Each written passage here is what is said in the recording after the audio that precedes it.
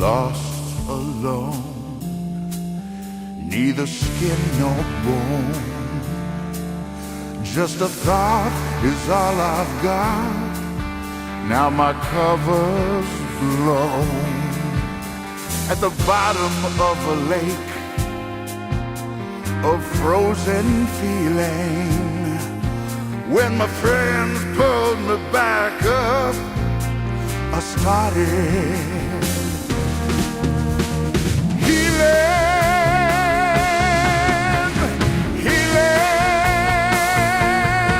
Now I can feel out the galaxy and hear the flow of time. Been so tense, but now I sense a reason to this rhyme.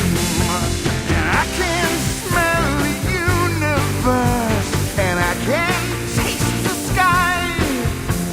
I can see each molecule through my cosmic eye.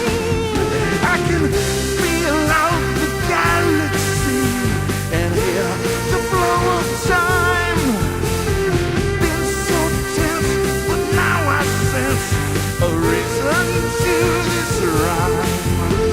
I can smell the universe, and I can taste the sky, and I can see each molecule.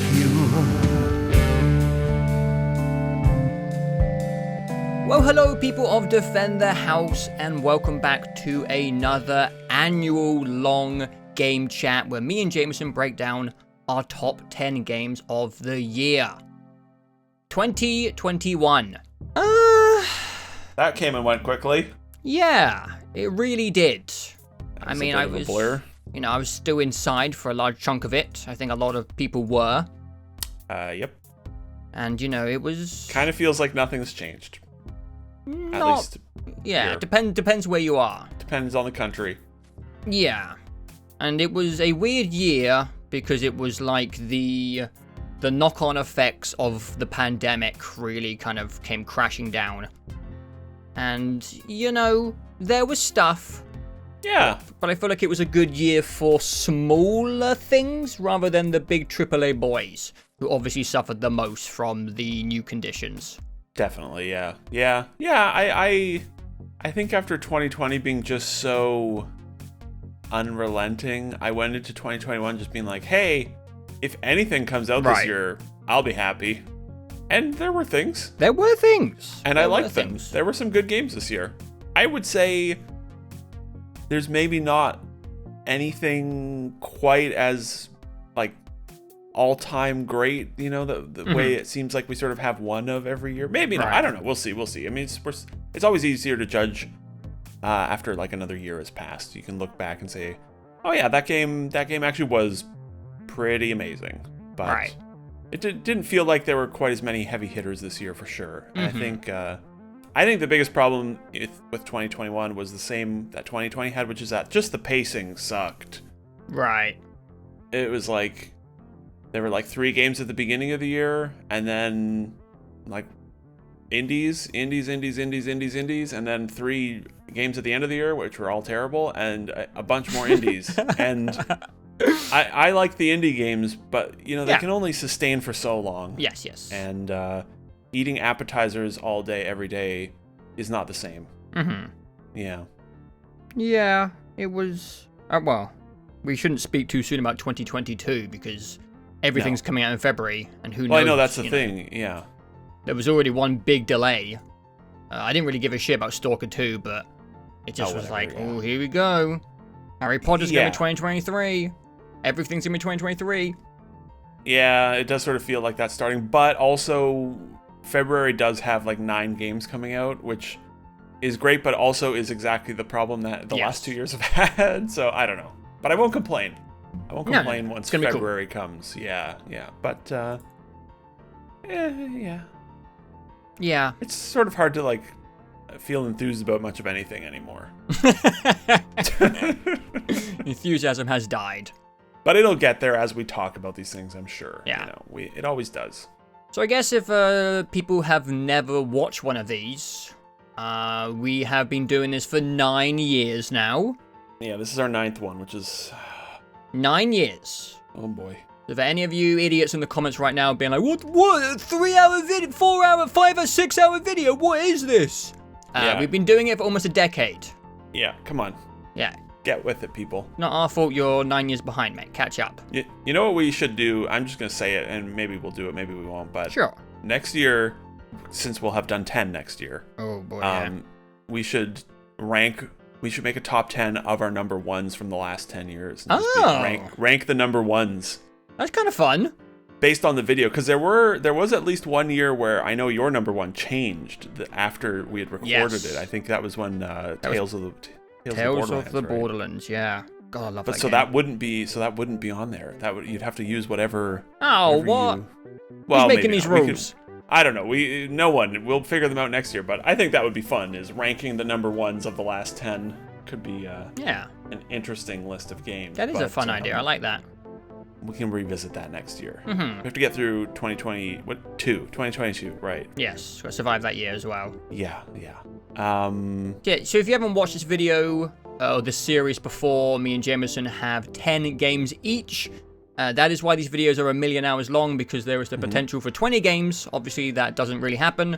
But, we usually end up talking in depth for like 15 games. So I think like 17 was the most we ever had or something like that. Yeah, I think 17 is the peak we've had. Yeah, it's usually 15 or 16. Yeah. This year, I would expect it to be 1, 2, I don't know. 3, 4, 5. 15 is the max, I would say. Probably. It's usually 15. Mm-hmm. That makes sense. Yeah, and we don't know each other's lists. Right. And one person starts. They say they're number 10. In this case, this year it'll be you. You start. Okay. You say your number 10, and we talk about it. I say my number 10, we talk about it. We move on to number 9. It's pretty simple. Pretty simple. Before we start, I think we always like to look back at last year and were there any amendments we would like to make to last year? Any changes to last year's list? There was. Okay, you go ahead, because I have one as well. Yeah. There was. So I hadn't played 13 Sentinels Aegis Rim? Is that what it's called? Rim? We never talked about it on this show, obviously, because I didn't play it till January of that year. Right. We talked about it in depth on the podcast, but it is actually at number 6 of my top 10 games of 2020, and Phasmophobia at number 10 gets the push out, unfortunately. Oh, okay. But you'll be happy to know that now Last of Us 2 is at number 10. It was at number 9. Oh, so you shifted, I see. Okay, I shifted everything. Cyberpunk, Demon's Souls, Deep Rock Galactic, and Last of Us Part 2 got shifted to the right. I see. 13 Sentinels is at number 6 of 2020. Okay. Love that game. Yeah, interesting. That's it. That's all that changed. I do have one. It's kind of a big one. Whoa. Okay. In the year 2020, Yeah. I stand by making Hades my number 1. Right. Ooh, okay. However, as time has gone on, and specifically replaying Doom Eternal last year, like last spring, and playing the DLCs, that is my number 1 game for last year. After the fact, in the the year of Game of the Year 2020, in 2020, Hades, amazing. Ben is not going to be happy. Game of the Year 2020, after 2020, it's Doom Eternal. Yes. For sure. Also, I would alter my best of the generation list. Ooh. And put Doom Eternal on my best of the generation list. Okay. Let me just bring that up really quickly. Yeah, I can't remember that. It was not on my list. I think I had Doom on mine. I can't remember. You had. I really can't remember that list. I'm just bringing it up really quickly. You had Doom 2016 at number 6. Oh, nice. What a good list, Joe. For my best of the generation, I don't know where I would probably just bump Bloodborne off, which was at number 10, and just put Doom Eternal there. And then, maybe as more time passes, it might move around. But Doom Eternal is the best. Yeah. It's like one of the best games ever made, for sure. Mm-hmm. And I knew that at the time, but just replaying it in full with the DLCs, like that whole experience from start to finish, it's so good. I kind of want to replay it again right now. I know, I'm thinking about it as well. It's definitely one of the small number of first-person shooters that have entered the list of, like, I'm going to replay this every 18 months for the foreseeable future. Like, Titanfall 2 is up there. Yeah. You know, Halo 3 probably, or Halo Reach, a couple of those good Halo campaigns. But Doom Eternal, yeah, just the best playing first-person shooter ever made, and it would be my number one nowadays, for sure, yeah.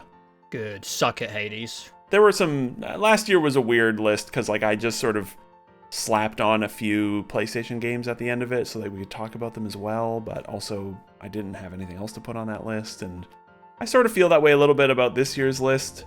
Oh my god, dude. My number 10 is... yeah, we'll get to it very shortly. Yeah. But yeah, that's about it.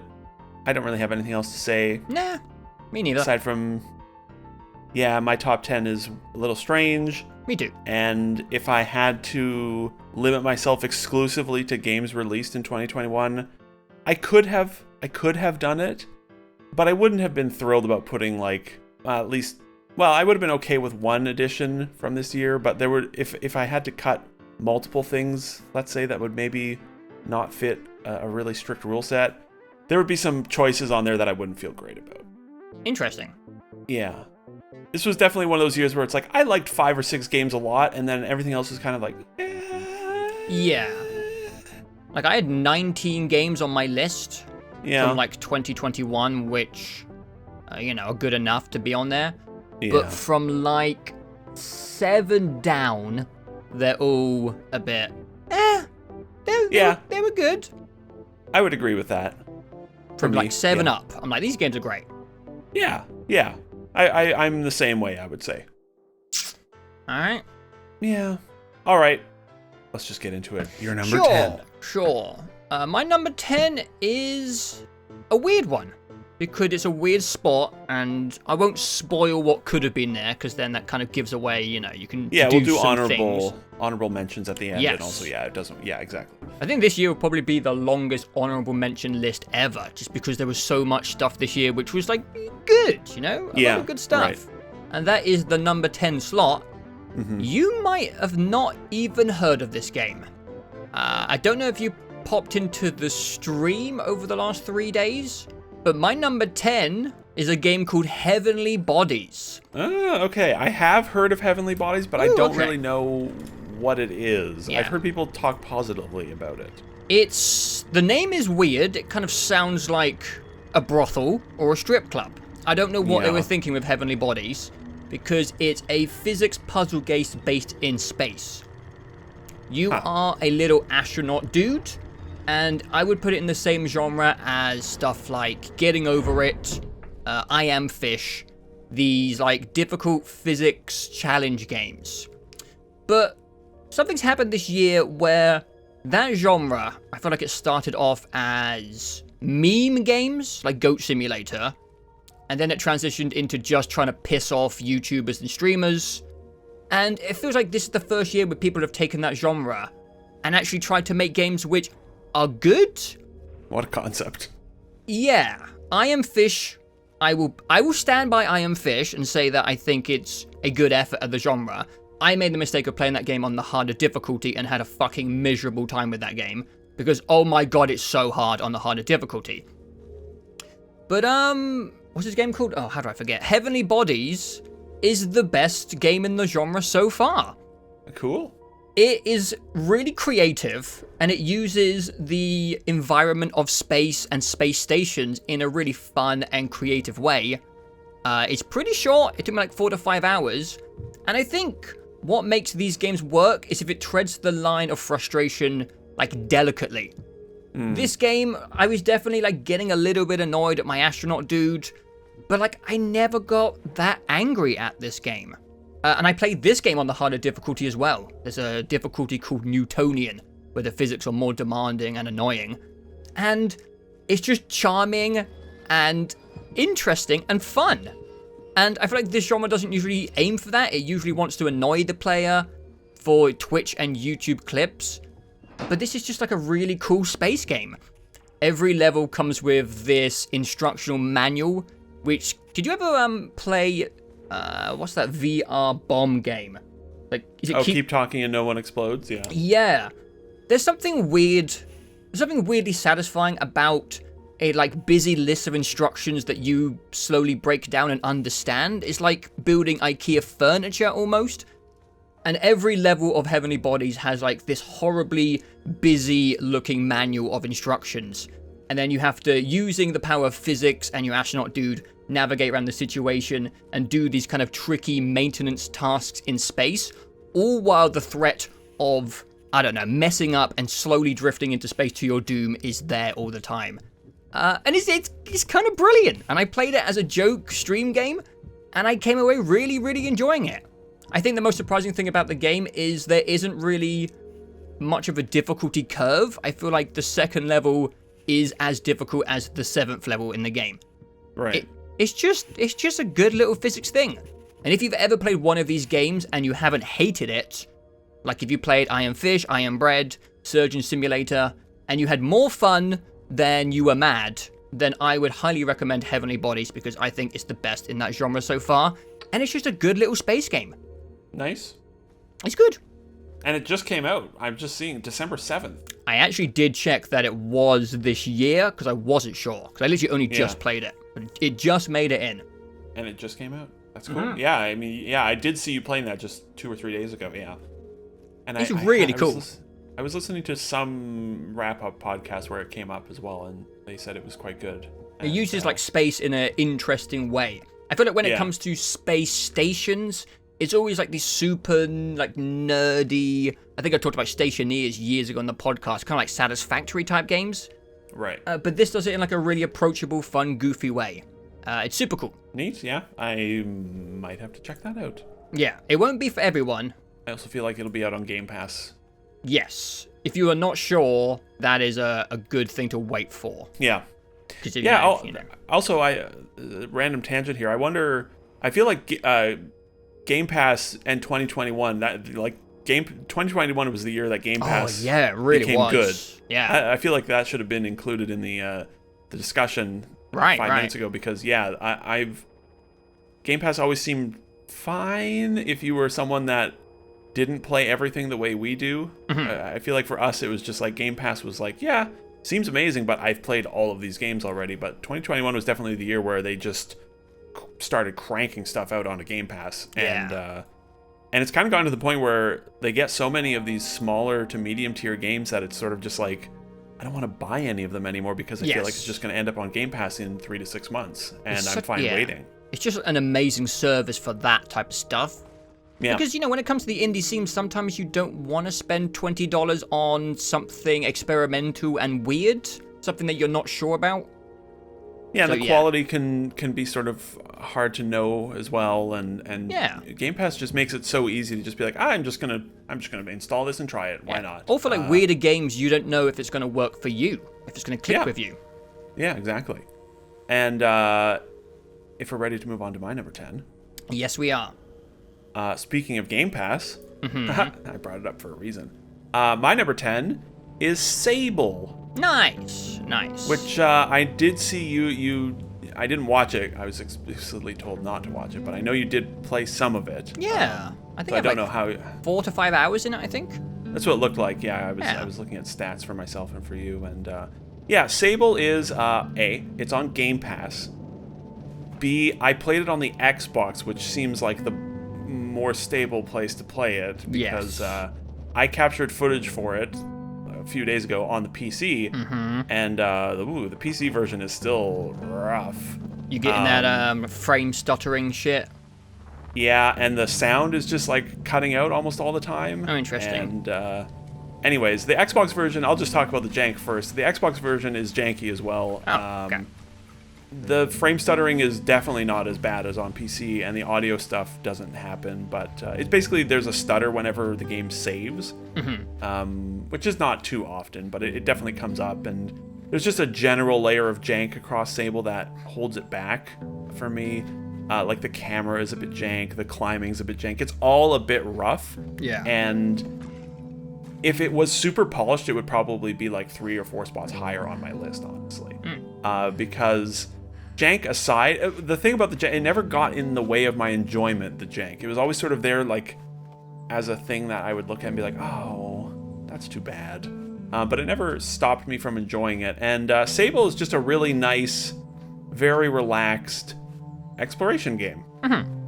You play as a girl named Sable, going out on her gliding, they call it, which is basically just you go out into the world, and your goal is to explore the world and learn about the world and yourself. And when you feel like you have found your calling, you come back to your tribe and choose your mask, which is basically your profession, and that's kind of all there is to it. And it's very free form. It's very Breath of the Wild-ish. You know, you can climb on anything. You have a stamina bar that is a circle that slowly depletes, and you can upgrade it. And basically, all you do is wander around this very neat-looking world. Yeah, exploring stuff, doing quests, talking to people, helping people out, and when you're done, you come back. And the things that stand out for me, it's like I said, the visuals are fantastic. They nailed the aesthetic. It looks so good. It's got a great it's got really good music to it. It's sort of sparse, again, Breath of the Wild-ish, but there's some really nice music in there that I liked a lot, especially the cartographer's music. When you're talking to the cartography people, there's some good music there. And it's just one of those games that has a good vibe. It does. I like open world games that shut up and leave me alone. And Sable does that perfectly. It just lets you go and lets you do your thing. You can go off in any direction. You can explore whatever you want. You can. They give you the quest update, the main quest update, saying you can return home and finish the game. You get that like 2 hours into the game or 3 hours in. Like, it doesn't take long for them to just say, hey, if you're done, you can just end the game. Yeah. It's very good about how freeform it is, and never asks you to do X number of things, really. And it's also just got a really good heart to it. I really like the writing. It's very simply written, but in a way that just, I don't know, just one of those writing styles that just clicked with me. Everyone is just very earnest and nice and kind to everyone, and you feel like very safe in that game. Yes. That's actually a perfect way to describe it. And because the girl herself, Sable, is sort of, you know, like you would be, scared a little bit, apprehensive, but excited to go out into the world on her big adventure. And in sort of an exact opposite of our reality, the world that she goes out into is really nice and pleasant and safe. And everyone is very encouraging to her and very into the fact, you know, very excited that she's out on her exploration journey and wants to help her and is encouraging but not pushy about, hey, like, my job that I do is awesome. Maybe you would like to do what I do. And yeah, it just has a great feel to it. It's like a sort of warm blanket game. And I played it, and the way I played it ended up working out nicely. I played it at the end of October for, like, you know, 30 minutes to an hour every couple of mornings. And then our crazy December hit, and I didn't touch it for 2 months. And then I went on a big trip over to Europe, and that was exhausting. And I came back and played the last couple hours of that game just after I had come back. And the ending of that game works really nicely as something to play right after you've come home after a long journey, because the ending of that game is you just going home and being like, oh, home is awesome, but also going out into the world is awesome. And it was because I hadn't gone anywhere for 2 fucking years like everyone else, right? And so that was the first time I'd gone on any sort of trip in 2 years, and it was sort of stressful, but also not stressful because you're like, oh, it's just travel, it's whatever, it's just the world, it's fine. The world is neat and interesting, and that's cool. And Sable captures that perfectly. And I really liked it. I really liked it from start to finish. It ends well. It's beautiful all the way through. It's a shame about the jank, because like I said, a really polished version of this game would be quite a bit higher on the list, I would imagine. So. I'm not having too much, just the usual Xbox Game Pass PC game stutter. Yeah. I feel like I get that with every game on Game Pass, I swear. Yeah, I am glad I did end up getting that Xbox, because it just, everything seems to run better on it, especially stuff like this, and not having to fight jank goes a long ways. And Sable, I definitely recommend people checking it out, because A, it's on Game Pass, primarily that's the main reason. You should probably have Game Pass and Yes. be checking out all these random weird things that come out, because Sable is pretty cool. It is. I liked it. It's a vibe. It's a real vibe. It is, yes, and it's the type of vibe that I'm very into. So Very comfy. yeah. Good costumes as well, like good art direction. Yeah. The bike looks cool, like all these things. Yeah. Good like visual storytelling around the world that lets you imagine what has happened there previously, stuff like that. Yeah, and honestly, if you dig deep into, if you explore pretty much everything, you do learn about the history of the world, and it has there's some interesting stuff going on there. But yeah, they don't over-explain too much. They leave a lot unsaid, which is smart. Yeah. I'm also like weirdly drawn to like moments in video games where it asks you to climb a giant thing, and you have to figure out how to climb the giant thing with like limited platforms, limited stamina. I don't know why. Yeah. I just really like platforming challenges, platforming puzzles. I don't know. It's like a weird thing that my brain likes. I'm glad you mentioned that as well, because I feel the same, and that is part of one of the things I liked about it. It's probably one of the things I like most about Breath of the Wild as well. Yeah. Is just like, you look at a mountain and you say, well, I don't have a lot of stamina, and I didn't figure out how to upgrade stamina in Sable until I had to look it up, and it was like 6 hours into the game. I finally figured out what you do with all the fucking chum eggs you've been collecting. Did you not find the little mama? No, I went in like the exact opposite direction for that whole game, and had basically completely missed her. But anyways, it is a fun challenge to look at something and be like, I have limited stamina. I think if I glide to there and then climb up there and stand on that little lip and then recharge, it's a very satisfying thing to do, and I like when games just let you do that, and Sable is very good about that. That's a big part of the game is that, really, and and that's fun. I enjoyed that quite a bit. So yeah, I will definitely get back to it and finish it as well at some point. It's nice. It's exactly. It's the nice thing is you can just put it down for as long as you want, and you're not going to forget how to play it. It's just you just walk around and jump on things, and and it wraps up nicely, and it was a cool thing. And I will be keeping my eye on this studio, and see what they do next. They worked on Sable for a very long time though, so have they done anything else? I don't think so. I think they're a new company, and it's like 2 people. Or 3 people or something. It was a good year for indies. I think like Heavenly Bodies, I looked into those guys. I don't think they've done anything either. At least not that Steam has registered. You're right, yeah. Cool game. I like it. I liked it quite a bit. So yeah, it is a good one. My number 10. My number 9. We have talked about it this year. Mm-hmm. It is Resident Evil 8. Yes, Resident Evil Village. Village. Mm-hmm. I kind of wish it was a little higher. I'm sure you remember our talk on it. I do. I did have a lot of issues with Resident Evil Village, and I still do. Yeah. It goes a little bit off the deep end for me. I know that it's like exactly what you loved about it, but for me it just kind of spins into a bunch of random bullshit, and I didn't know what was happening, and I found it a little obnoxious and annoying, and I didn't like Ethan. I hate that guy. Those are all fair. But I still love the world and the personality of Resident Evil in general. There's just something about the franchise which is unlike anything else. It just treads this thin line of self-seriousness and the complete opposite in a way which is just super unique, and you just don't get anything else like it.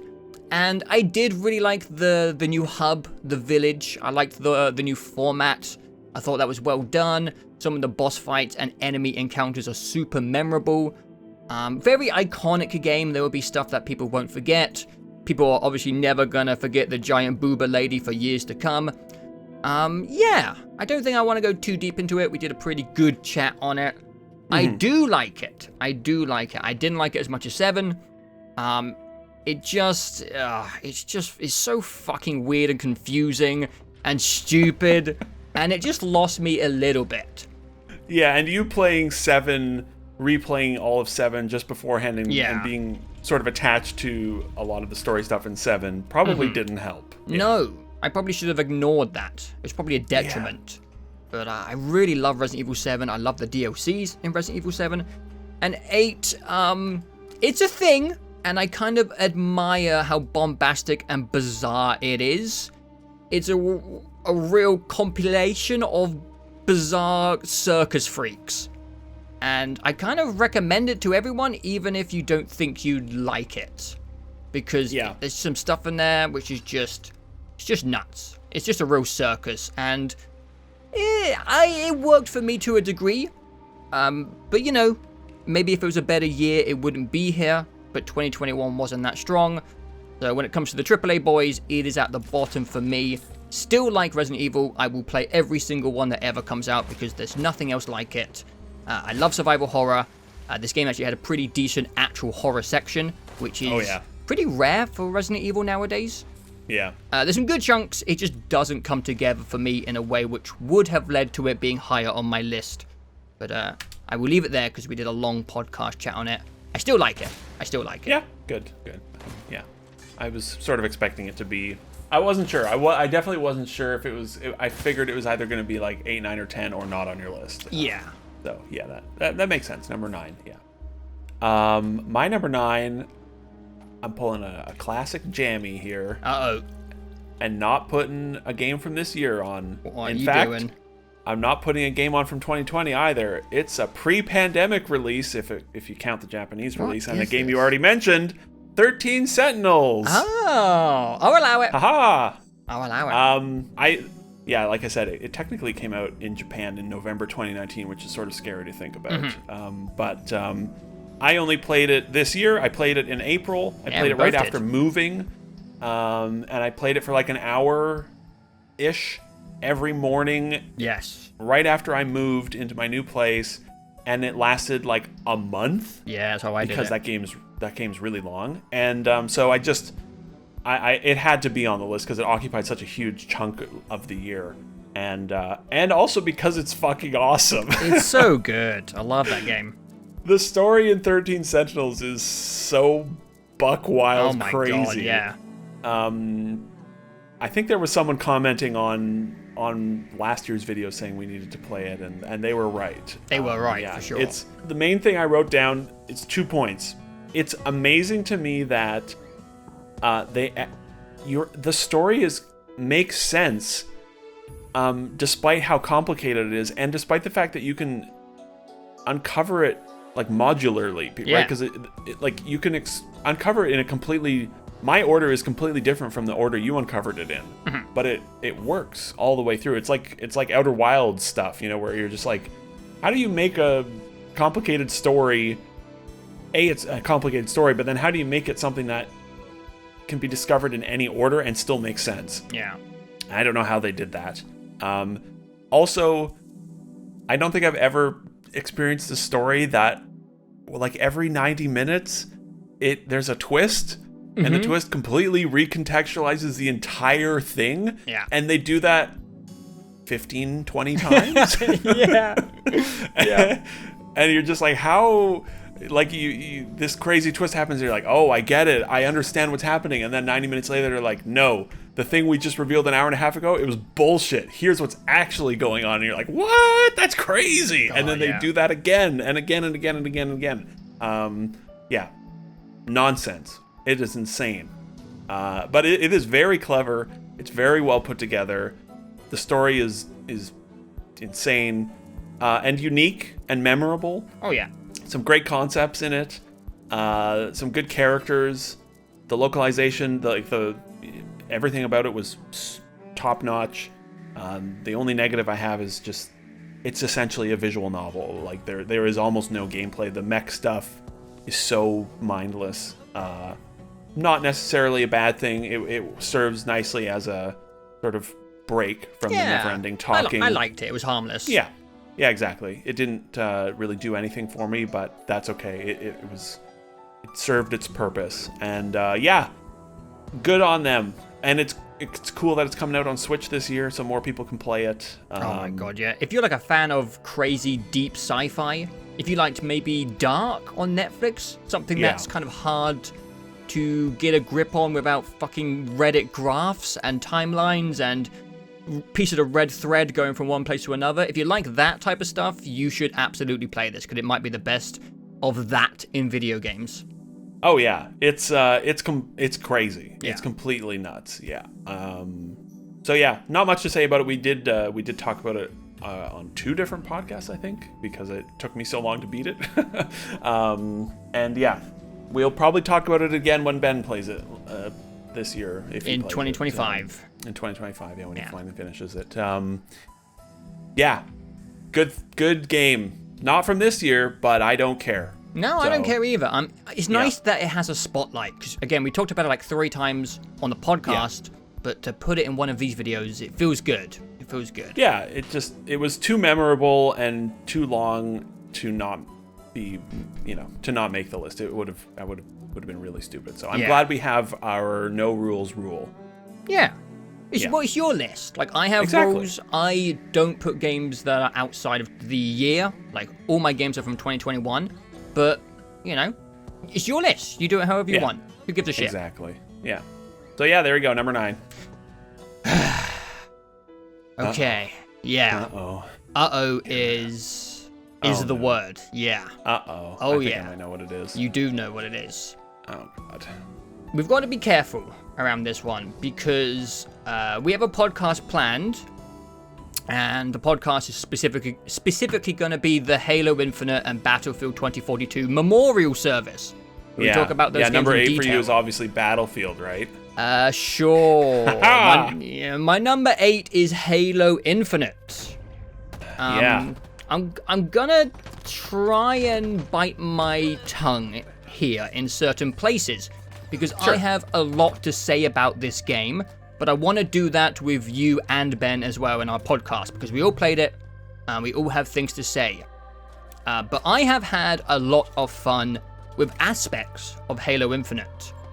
I had a lot of fun with medium team battle, as I think you coined that term and I really like it, so I'm sticking with it.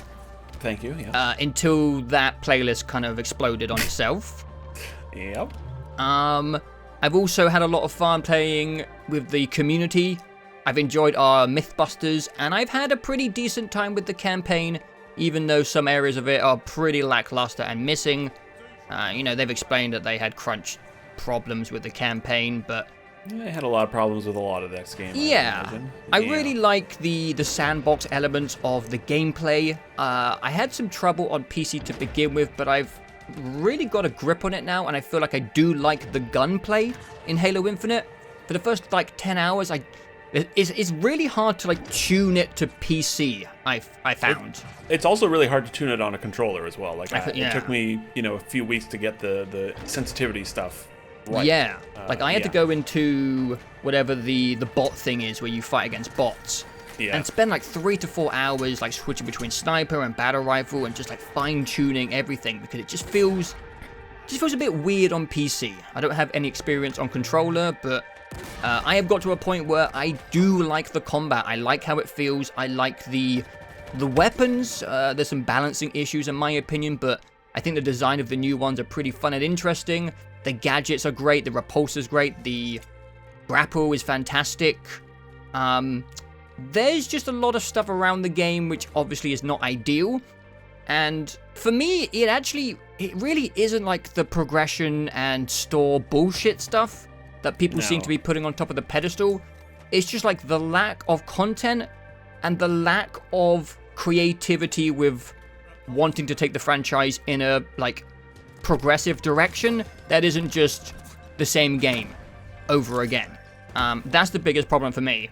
Yeah, a lot of the multiplayer feels regressive, which is not good. And but I really stand by that the game feels quite unique. I don't think it feels like 3, 4, or 5. It really feels like they made their own thing in a way which actually made the first 10 hours with the game a little frustrating because we have so much muscle memory with the old games that adjusting to some of the tweaks in movement, shooting, etc.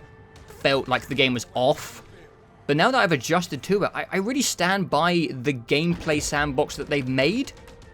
But then, again, biting my tongue. I just wish they had taken Halo Infinite into the 21st century and not just made another arena shooter with 3 maps per playlist. Yeah, I wish they had made a game that appropriately reflected the name Infinite. Yeah. And not a game that we're going to have to wait 10 years to have finally reflected the name Infinite. Because, Yeah, the lack of content really is wild. Yeah. Yeah. I won't start. I won't say anything. I know. Because I want to. It's impossible. Yeah, I desperately want to, but yeah. Yeah, we will. We'll get to like the battle pass stuff and the progression. There's just so many things. Yeah, so many little I'll say this. Yeah. It ain't on my list. I know. and it ain't on my honorable mentions list. I know. Yeah. But yeah, I had a lot of good times with Big Team Battle, but there's only so much. I want to play 3 maps. 3 maps, yeah, it's crazy. And I kind of like don't really like the nighttime map with the big AA gun in the middle. I don't really like the way that one flows, because it feels like you can't really move down the middle of that map, so everyone just goes to the left and right lanes, and I've had so many matches of like, I don't know, CTF or whatever, where everyone's just stuck on their side of the map and no one can break through. I do like fragmentation and high power. I do like those, but I don't want to play those 2 maps on loop forever. And all the other modes kind of feel archaic to me. Free-for-all's kind of okay, but I don't want to play ranked. I don't want to play 4v4. I'm just over it.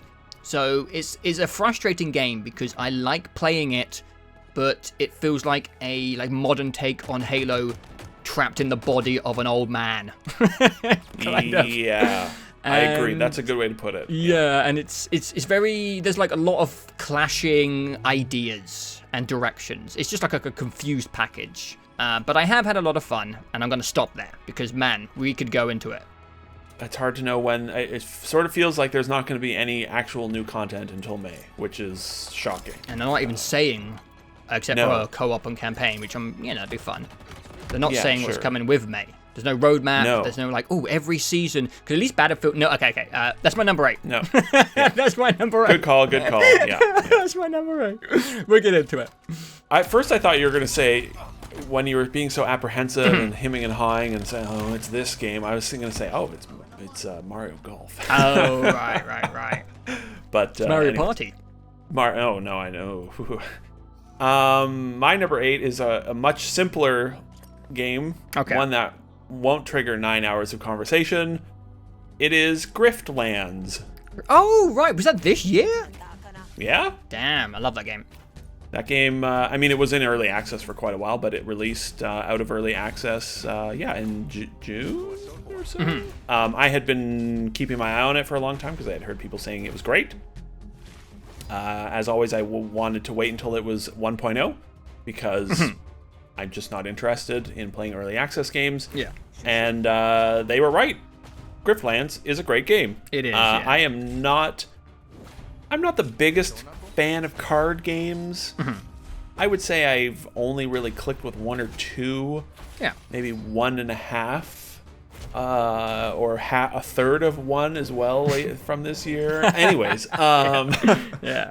I like card games, but they need to have other things in them. Like Slay the Spire was just a card game, and I'm not interested. So this is the only card game since the still criminally underappreciated Thronebreaker from a few years ago to have done anything for me. And Thronebreaker was great because it's a Witcher game and it was full of story. And this game is great because it's similar for similar reasons. It's got a really good world.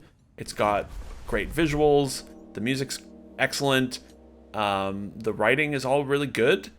They do alien language well. The writing's all just. It's one of those games. Not overwriting games is important nowadays in my mind. Not making everything a fucking joke. Not having these long ass dialogue sequences. They get all that right, and then put all that as just sort of a nice background layer to an incredibly deep card roguelike game. And I was surprised that they have 3 campaigns and each one has completely unique rules and decks, and they are all 3 of them equally complex and deep, and I've barely scratched the surface of any of them really. But yeah, I just I have thoroughly enjoyed what I've played of it, and it's definitely going to be the game that I go back to whenever I have a card game itch, because there's just so much there for me to still poke at.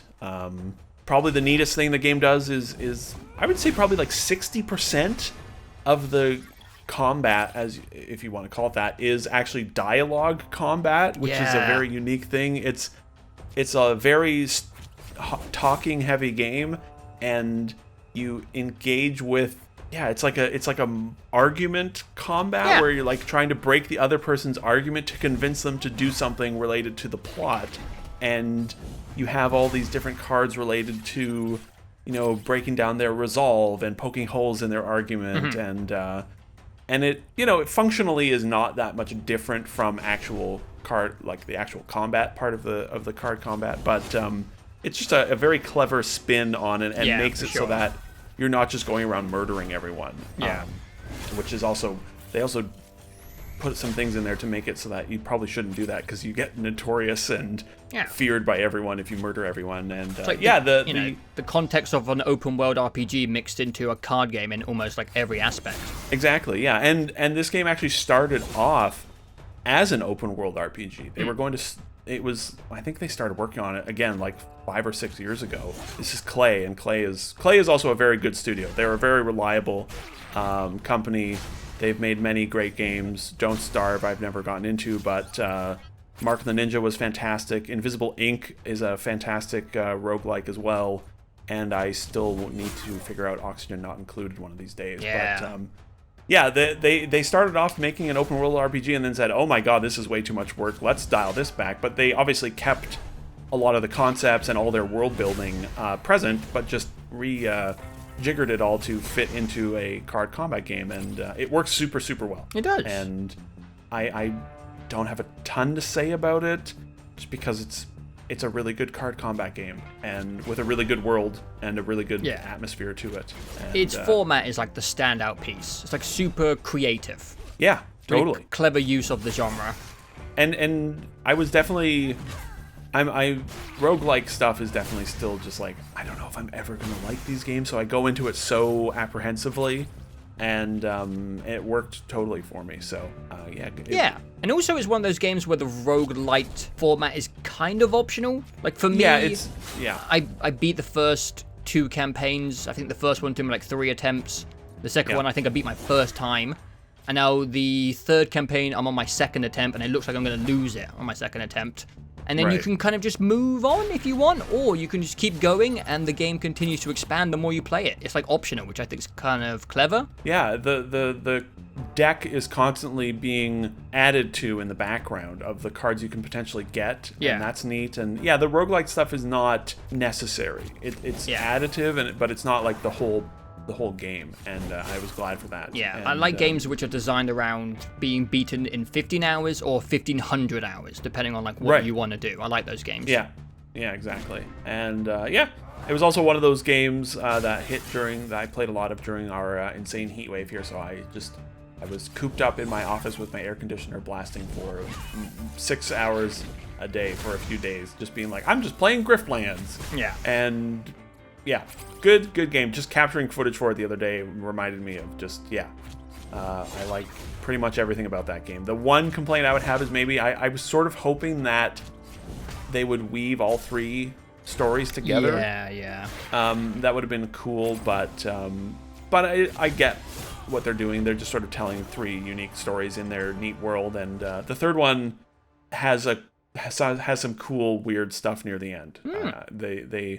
There's a giant beached sea creature that is mentioned in the first part that comes up more in the third act, which is cool. I think and all that. It's all good. Their world is really good. It's a good world, yeah. I think like the only complaint I would have is I think the onboarding is quite rough. Oh yeah. There's like a lot of on-screen UI stuff, and it's very overwhelming to start, and you kind of just have to bang your head against the wall for like your entire first run until you kind of figure it out.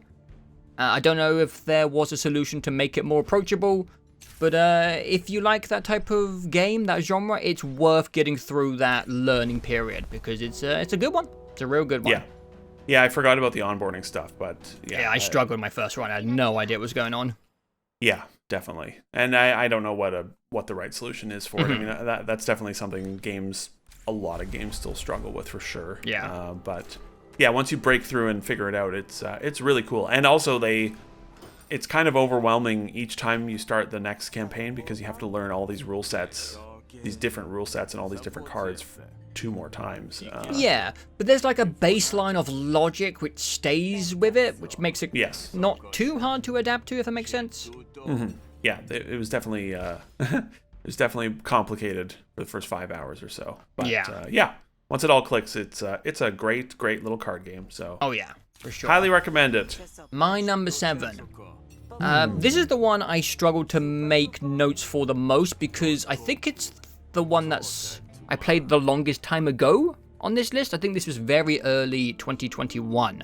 My number 7 is Subnautica Below Zero. Oh, yes. Okay. Right. That came out this year. Wow. I hope so, right? It did come out this year, didn't it? I think it did. It feels like... Because the Steam page lists its, what do you call it? Its initial listing, which was, 2019 early access. Yeah, May 13th, 2021 is the 1.0 release date. 14th of May, and I played it week 1, so yeah, that was a long time ago. I think there might be some bias here because I am a big fan of the original Subnautica, and it was kind of like a religious experience seeing Subnautica run properly for the first time ever. That's fair. It kind of reminded me of when you first see Minecraft RTX and you're like, oh my god, this is how this game is supposed to look. Yeah. And Subnautica, the first one, was really rough. Mostly optimization, the frame rate was terrible. It had lots of pop-in, but the world of Subnautica, for me, was just so unique and interesting that I just was compelled to play it.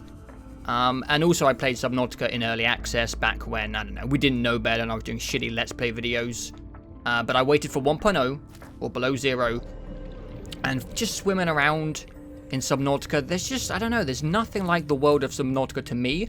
I don't have the fear of underwaterness. I know a lot of people, it's really common. When I stream this game, I realized that it felt like 9 out of 10 people have a fear of deep water. I don't know why I don't have that. I'm actually not a great swimmer, and I'm not into water or the ocean, but for some reason Subnautica just doesn't trigger anything fearful in me. I just think it's wonderful. I just love being in the world. Below Zero is a much tidier game than the original Subnautica. It's more user-friendly. I think the map in general is much smaller. And denser. There's not as much wandering around in a biome looking for stuff. They really streamlined the resource gathering, which feels much cleaner than it did in the first game, which was a real grind. I think I ended up cheating in the original game because of the amount of copper and shit you have to do to get batteries over and over again, and I just feel like it's a much more streamlined version of Subnautica, and it's a version of the game I kind of wanted for years and years and years.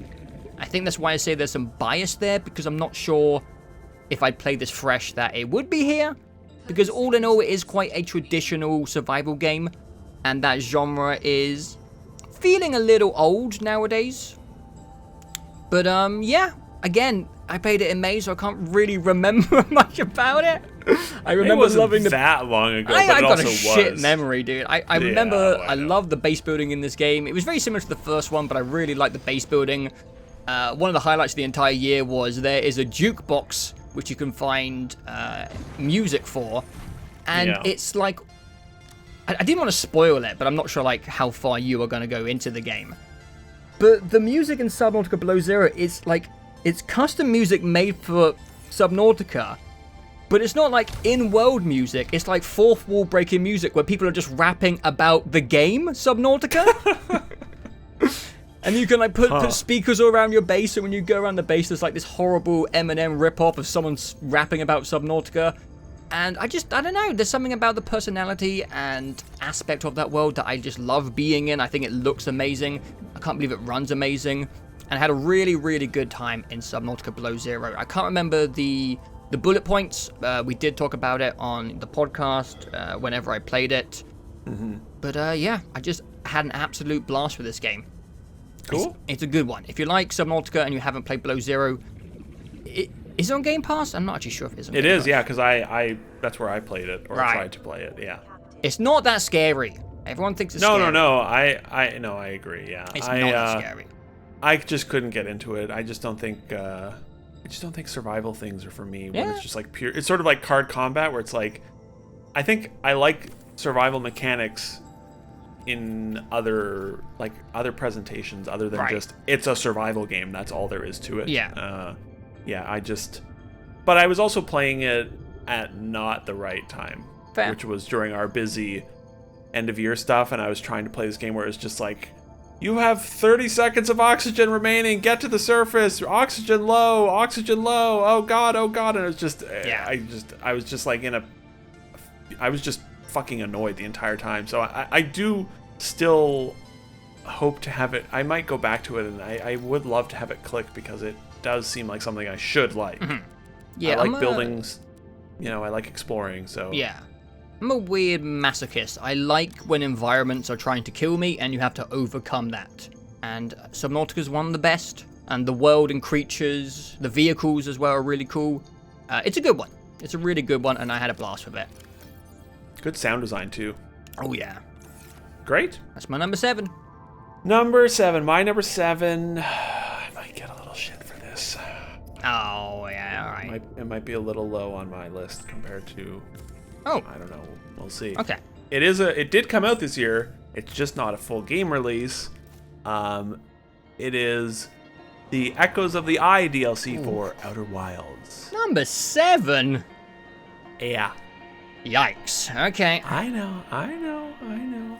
Again, this might be something that, it might move over time, but the reason it's lower is just because there was it was about 15 hours to get through that DLC for me, and a third of that DLC was not enjoyable. It just didn't work for me. So the middle section just was frustrating for me, and that is the main reason it's lower on the list, even though I recognize that a lot of it is really, really, really, really good. Yeah. The first 5 hours are amazing. Mm-hmm.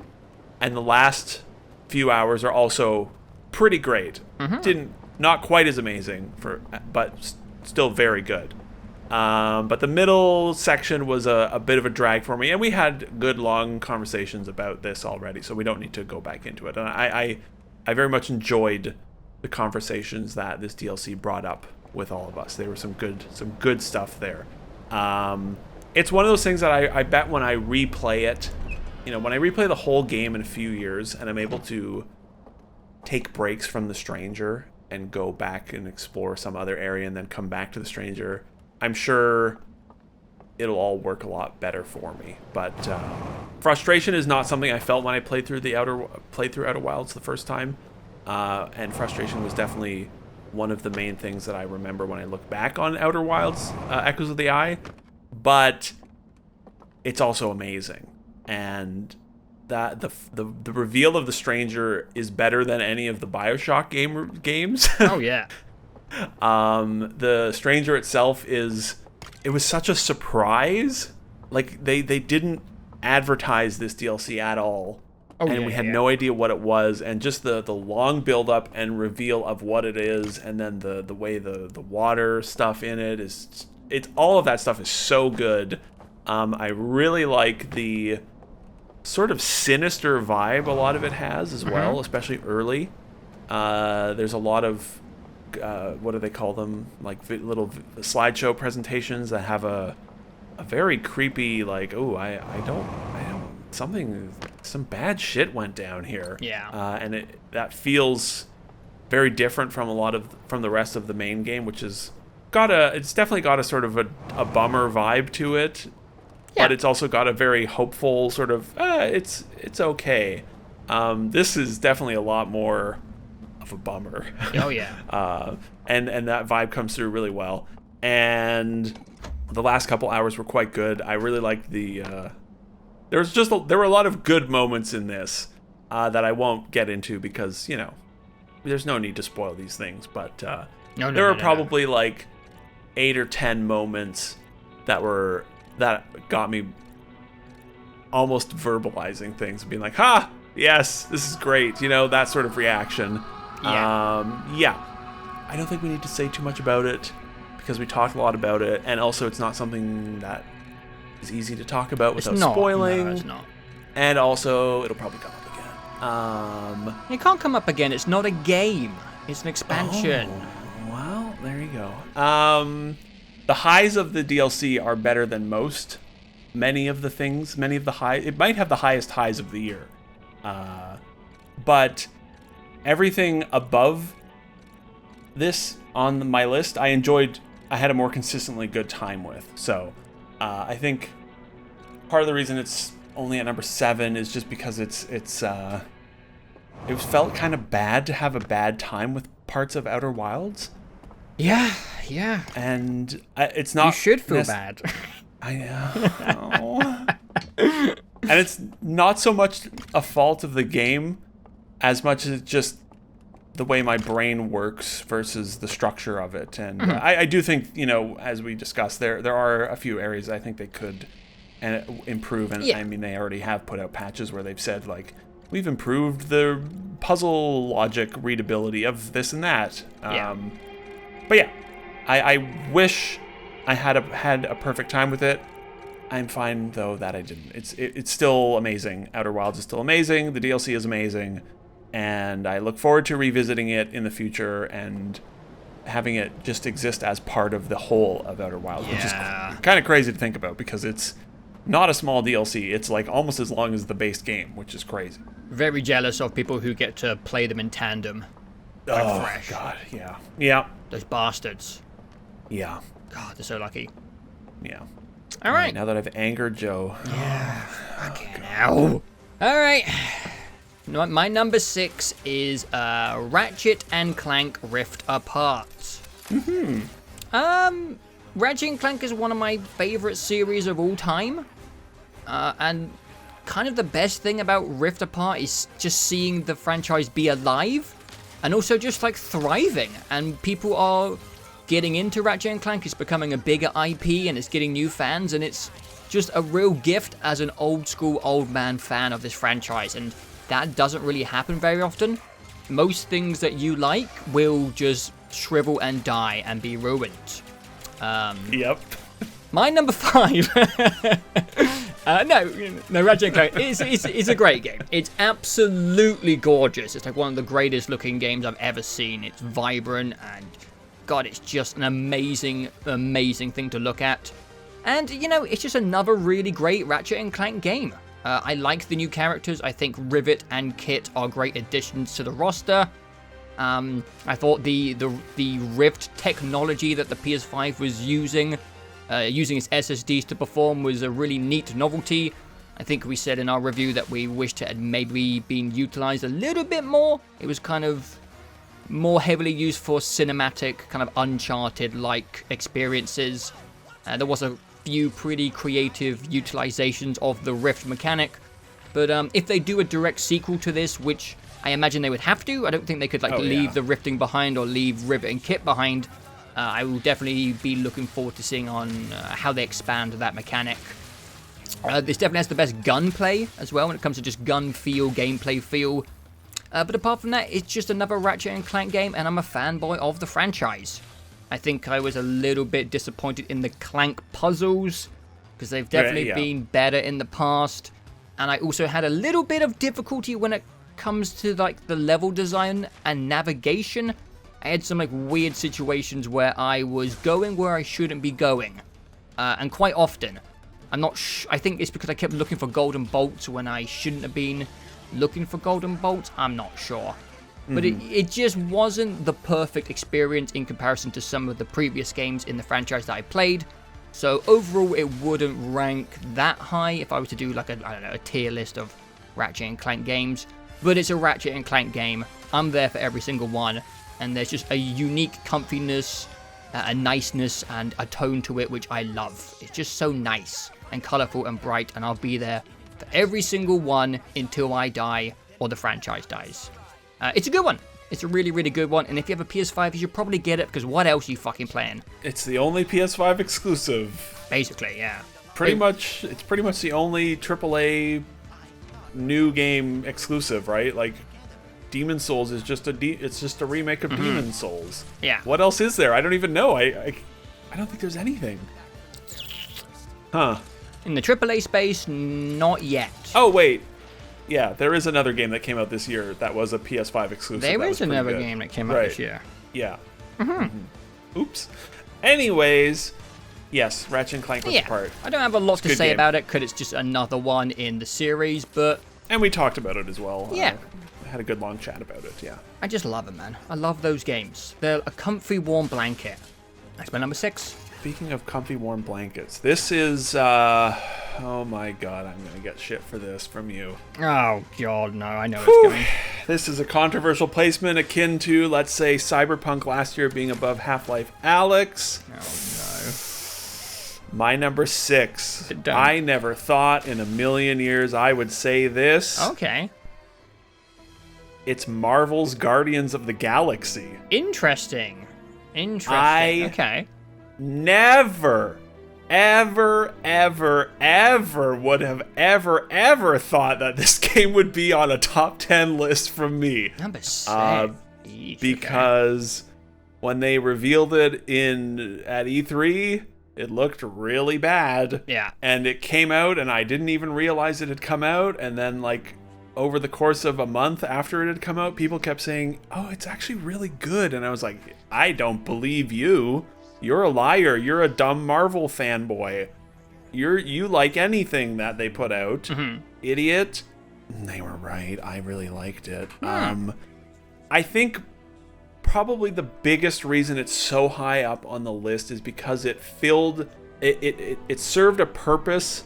It filled a void. It scratched an itch that was long overdue and exactly what I needed at a certain time. And much like Cyberpunk last year, Cyberpunk was the last game of the year for me that I played, and I just needed a big mindless 100-hour thing to get lost in, and it was perfect for that. And in Guardians of the Galaxy's case, I played it right at the end of November into early December, right when I was so fucking busy and I was so tired at the end of every day, and I just wanted something fun and easygoing and linear, and it's all of those things. It is, I feel like linear popcorn action adventure games are a dying breed.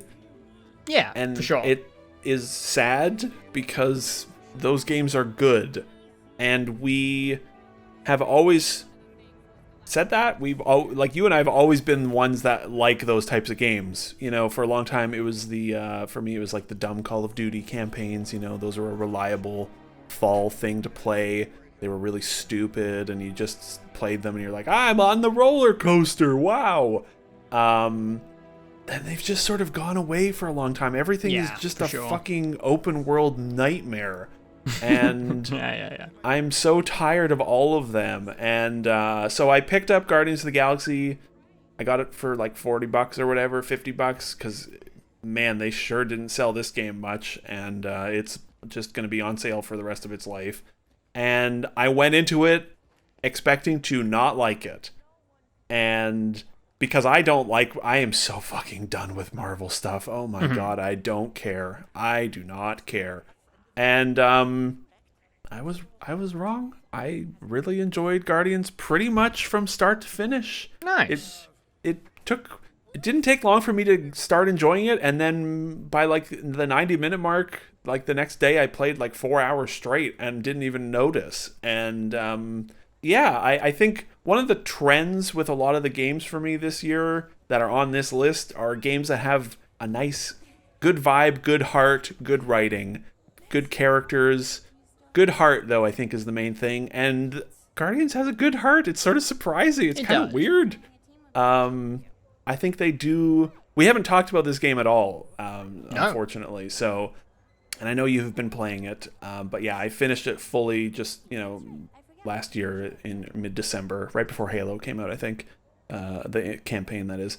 And I think they do more with the characters than the movies ever did. I like the movies, I should say that as well. Me too, I very much enjoy both those movies, and they're definitely they're just extremely rewatchable. And yeah, I think a lot of that is just because the characters are good. They're good characters. Yeah. And the portrayals in the movies are well done.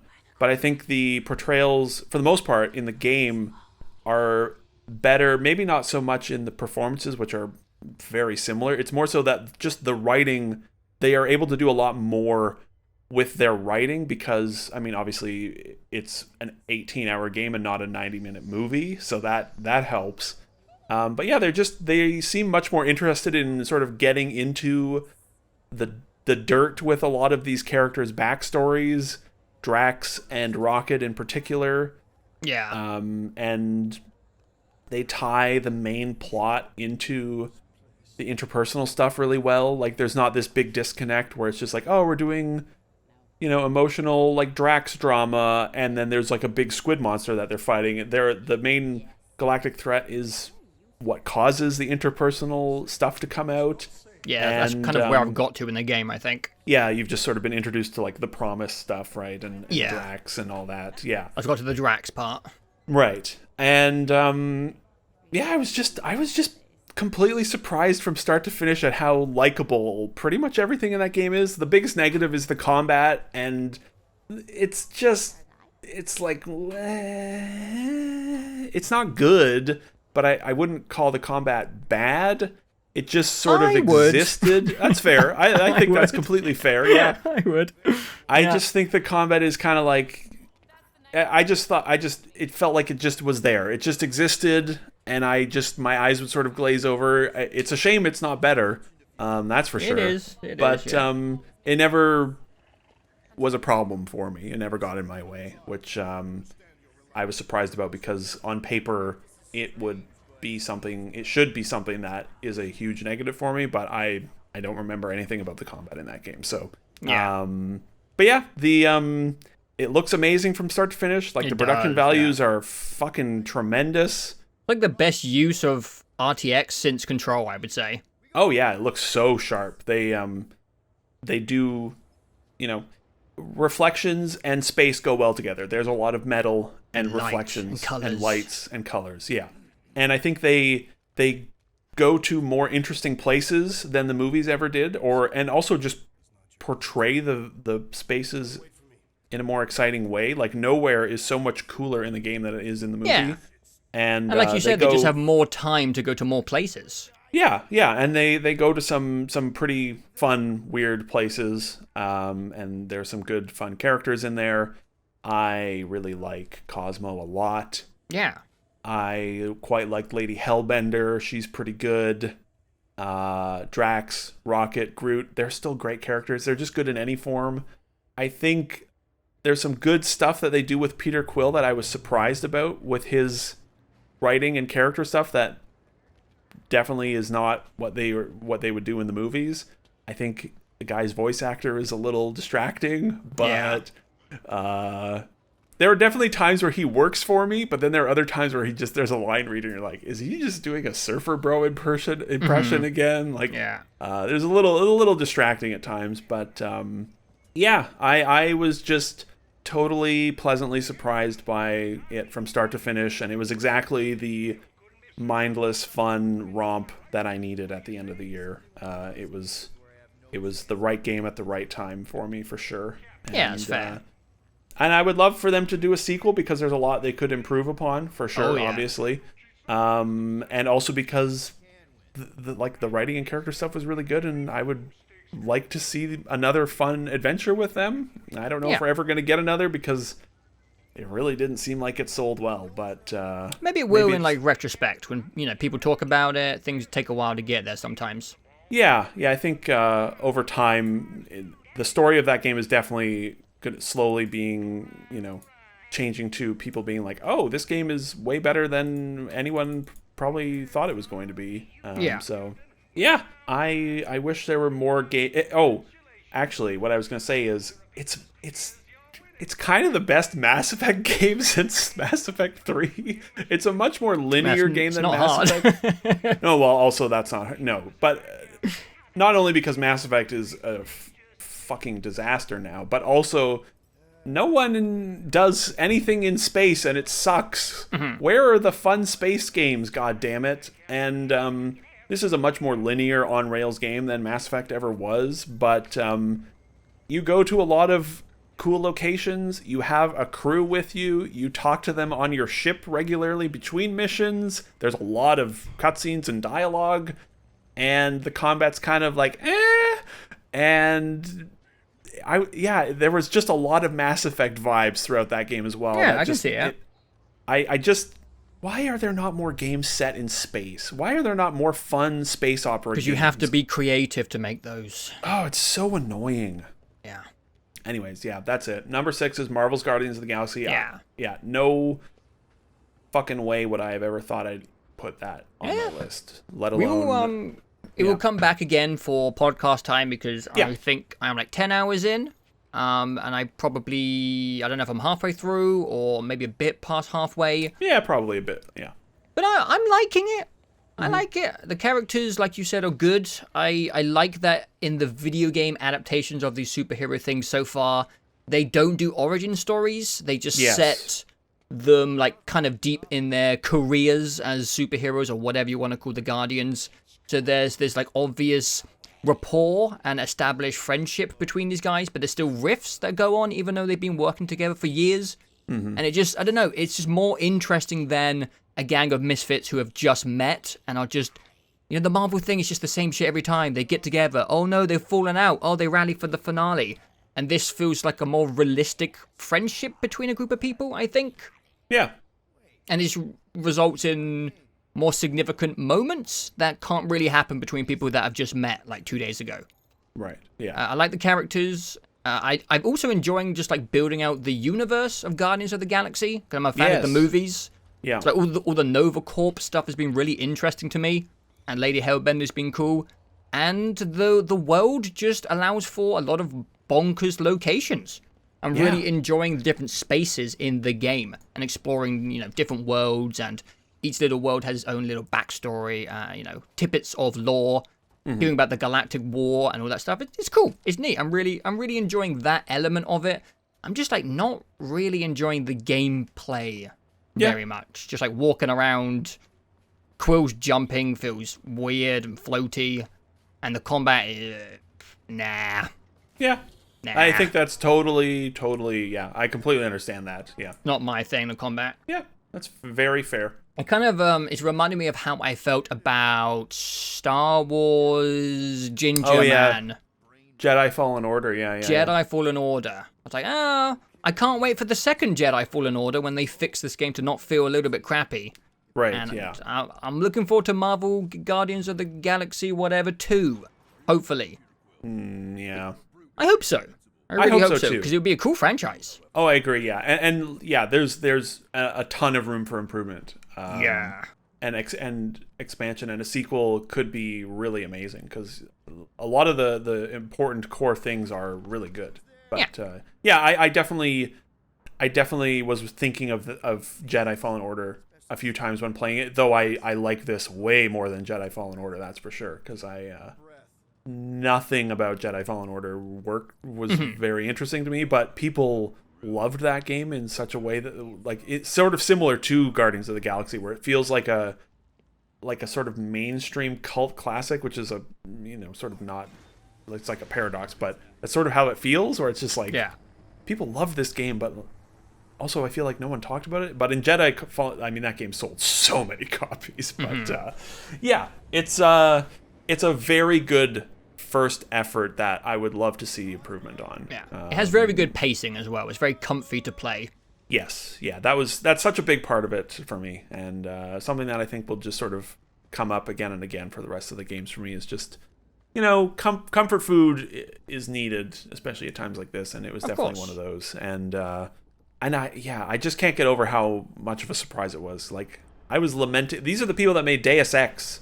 Yeah. And I was like heartbroken that they have to make a Marvel game. What about Deus Ex? Let me see the end of Adam Jensen's story. Yeah. No, we're making a Marvel game like every other game dev. And I was so just like, oh God, fuck off. Fuck Marvel. Fuck Disney. I hate all this shit. And then I started playing. I was like, whoops. Yeah. I mean, if anything's going to be good, it's going to be Guardians. Because, I mean, it just... It's the best, in my opinion, of the Marvel worlds and character rosters. Yeah, and a lot of that is honestly just due to the fact that it's fun space stuff. Yeah. Like, the movies are some of the only fun space movies. Like, space movies don't exist either. Also, they're not heroes. That's a nice thing. They're not heroes. That's nice. No, they're just, well, yeah, in a lot of cases, I mean, in Drax, Rocket, and Gamora are all super criminals. Yeah. With a heart of gold. Yeah. Maybe not so much Rocket, that little fucker. He's done really well. He's great. He's an obnoxious, kind of annoying asshole, but he treads the line really well, where you still don't ever want him to leave. you know? He's that annoying friend in the group that you kind of still like. Yeah, definitely. He's done better than the movies, I think, in that way. Also, there's a llama. Mm-hmm. And there's a very good use of Bobby McFerrin. I don't know if you've gotten to it yet, but Don't Worry, Be Happy is used in a funny way in that game. All the music is, they do the movie thing, and the soundtrack's good. There's a lot of good songs on that soundtrack. Anyways, yes. Marvel's Guardians of the Galaxy. Any technical stuff on PC? Because I have had a couple of oddities. I've had 2 crashes, some, like weird stuttering. No, nothing. Oh yeah, I've had a bunch of weird shit. It feels pretty janky to me. Really? Wow. No, yeah. The only thing I had was I went up an elevator, and all of my characters were sunken halfway into the floor of the elevator when we were going up. That's the only janky thing I ever saw. I've had a lot of stuff like that.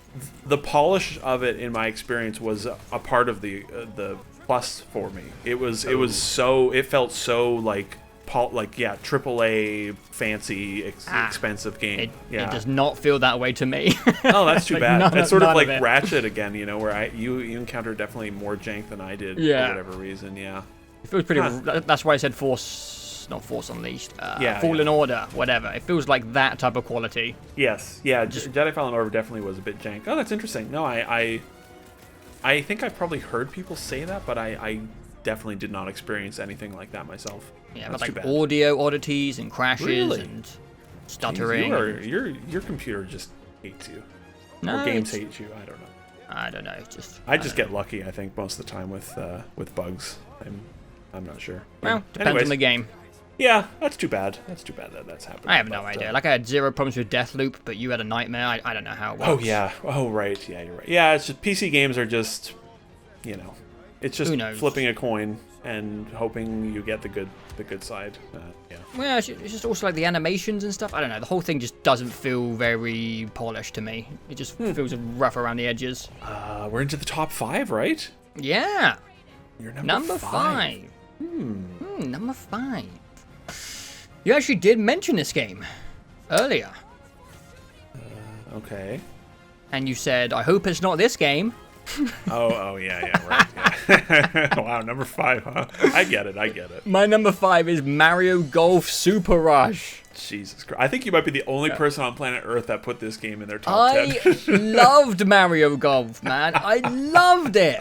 I loved Mario Golf. This is my favorite multiplayer game of the year by a mile. I had so much fun with Mario Golf.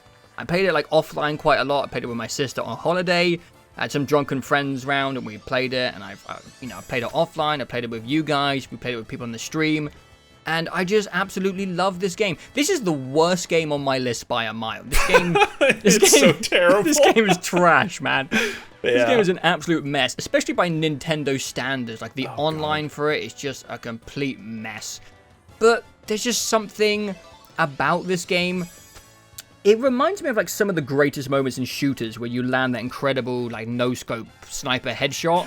Yeah. It weirdly translates into this stupid golf game, where some of the ridiculous holes I putted or whatever chipped in this year, like some of the most memorable gaming moments when it comes to, I don't know, your greatest hits, your greatest moments and accomplishments. Like some of the shit we pulled off. And it was just like a great game with friends. Well, maybe not a great game. It was a great experience with friends. I enjoyed your misery. I enjoyed Ben's misery. And I think you guys enjoyed my misery. Because when it comes to Nintendo games, it isn't a Nintendo multiplayer game if one of you isn't suffering horribly.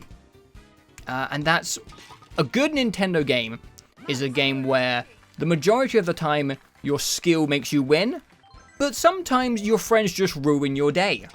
And I haven't really got into Mario Kart much. I really hope there is a new Mario Kart so I can start fresh. I just feel too far gone when it comes to Mario Kart 8 because everyone's been playing it for 4 years straight.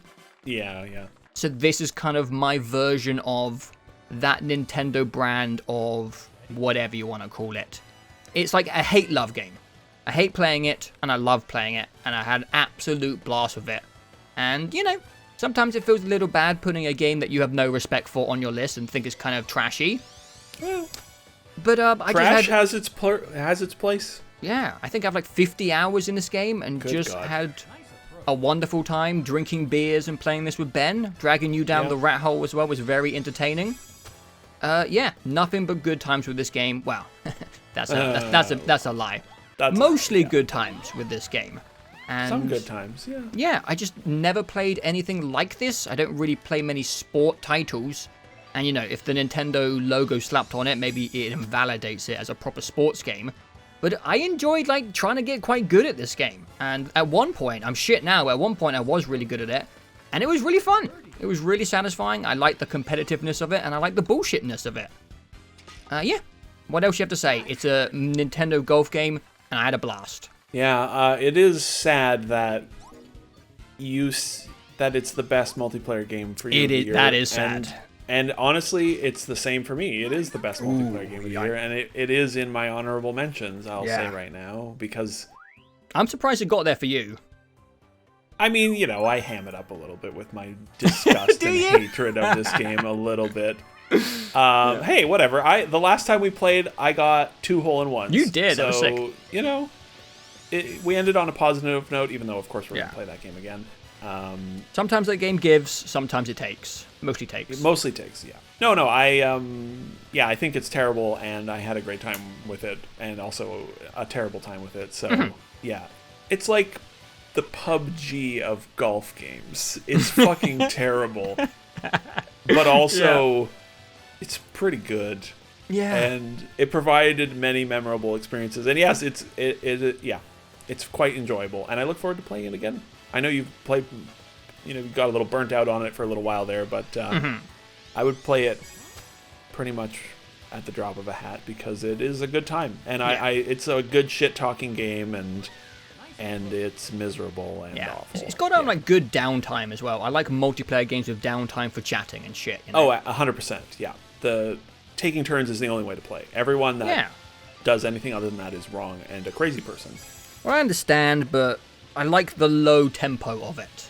Yeah, It's totally. appealing to me. Have a little drink, watch your friends mess up their shots, give it a go yourself. And there is a horrible level of mastery to it because the game makes no sense. It's like a language that you have to break through because what the game shows you, the wind speed and the putting stuff, is a bunch of bullshit, and you have to learn how to work around it. It's you have to fight it almost. Yeah. Yeah. It's a bunch of fucking bullshit. Yeah. And the characters are unbalanced, and if you can get clubs that just shoot further than other people, it's a bunch of bullshit, man. And it's shocking how unimaginative a lot of it is, where it's here are all these characters, and we couldn't come up with cool powers for any of them. The fact that you have to reboot the game to join a party is the most baffling thing I've ever seen in my life. Weird. The ranked mode was such a joke. Yeah. If your controller disconnects, the game ends for everyone. It's Yeah. Nintendo. They're not good at making games, but sometimes they're good. The gulf, not golf, in quality between the 3 good games they've made in the last 5 years and everything else is so massive. It's just here's Mario Odyssey, here's Breath of the Wild, here are the 2 of the most beloved and polished games ever made, and here's everything else. Yeah. And it's all in this big, messy, junky pile of and it's, I don't know what they're doing most of the time. Most of the time I don't know what Nintendo's doing, and I don't think they do either. One thing we probably should have said an hour ago is that neither of us played Metroid Dread. No. Sometimes we clarify if we miss stuff. Right. We didn't say that because I'm not paying $60 for that Metroid game. I'm sure it looks fine. Yeah. But I'd pay $15 for it on Steam, but I ain't paying $60 to try that thing out. I'm sure it's cool. Yeah. Yeah, people yeah, currency stuff. People don't realize, like in Canada, Nintendo games are 100 Canadian dollars because they charge taxes on them as well. And I'm not going to pay $100 for a Metroid game. I'm going to pay $100 for a shitty golf game, though. Yeah, of course. Yeah. Fucking Mario Golf. When are we next playing it? For God's sake. I hope tonight. Don't tempt me. My number 5, baby. That was your number 5. Oh my god. Yeah. This list is both of our lists are a complete They're a fucking nightmare. disaster. They're horrible. Speaking of nightmares. Oh, no. No, I'm just kidding. Okay. My number 5 is It Takes Two. Nice. We haven't done this so far, Jamison, but we can do a seamless transition the first time in the episode, because my number 4 is It Takes Two. Hey, there we go. Clean, Hell yeah. clean. I don't know if we ever, I guess we talked about it on the podcast. We really should have given it, the main stage treatment, because I think nothing else came out around it, maybe? I can't remember. I think we got, no, I don't know, whatever, it doesn't matter. I think we got to it late, is the thing. Or no, because I was moving right then. Right, yeah. So I think we just got to it a few weeks late, and then there was nothing to attach it to. So anyways, It Takes Two is another very surprising game release for me this year. One of the best surprises of the year for sure. Mm-hmm. I would say, I think I can say this for both of us, we like Joseph Perez's games. Yeah. Brothers was an excellent game back in the day. Very clever, very unique, very memorable still. I only ever played that game once, and I remember a lot about it still. Mm-hmm. A cool game. And then we played A Way Out together and streamed all that. A Way Out is not very good, but it was pretty fun. Yeah. It's carried by the fact you're playing it with someone else. Yeah, and it's a cool idea. Mm-hmm. And it just was kind of a mess. But it was fun. It was fun, not just genuinely, but also ironically, it was fun. And It Takes Two is pretty much the same gimmick as A Way Out, in that it's split screen, 2 people playing at the same time. Except they did it perfectly. Mm-hmm. They made everything about it perfect. They came up with fun ideas every 90 seconds. Yeah, my god. They came up with a mechanic, and then they used that mechanic for exactly as long as it needed to be used, and then they throw it in the garbage for the rest of the game and never come back to it. It's insane.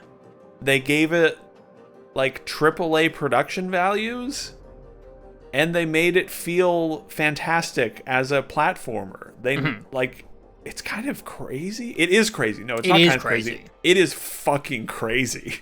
Yeah. It is the perfect embodiment of Joseph Perez as well. He is just an Energizer bunny, right? And a bit of a madman in a good way. And this definitely feels like a game that came out of his head. Yeah. The thing that shocked me most immediately about the game were 2 things. It was the controls. As soon as they gave you control, I was just oh, this game feels excellent. Mm-hmm. And that is a hard thing to get right, I feel like. For me, especially, because I'm not a big platformer fan, mainly because they never quite feel as tight as I want them to. And It Takes Two was not the case with this. It is a super tight, super sharp, super responsive, and generous. Also, because I think you can do a double jump and then a dash all in midair. And yeah. They just know they knew how to make it feel good. Which is it's like a 14-hour or 10-hour or whatever platformer, so it needs to feel good. And the other most shocking thing about it was just the production values are insane. Mm-hmm. It's unbelievable how you are just constantly going through completely new and unique environments, and every hour they're completely changing the look of all of them into a new palette, basically.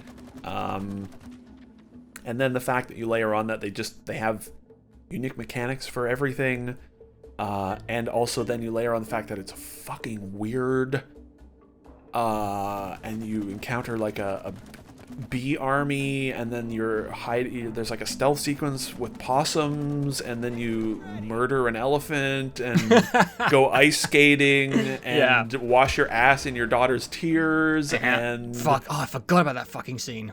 And that is like 1% of the game. I feel like for both of us that part of me feels like it should be way higher, but I don't know why I don't have like any sort of deep, I don't know, heartfelt attachment or maybe the games above it are just really good. I don't know. I think for me there's almost like there are definitely, it is probably better than a couple of the games, but it's one of those things where like I had a fantastic time through it, and will think back on it fondly forever, but it's also probably not something that I don't know if I'll ever replay it. And I don't know, it's maybe just missing like one little thing to like hook onto the heart to get it higher up on the list, but I like don't the think story character stuff is a little so-so.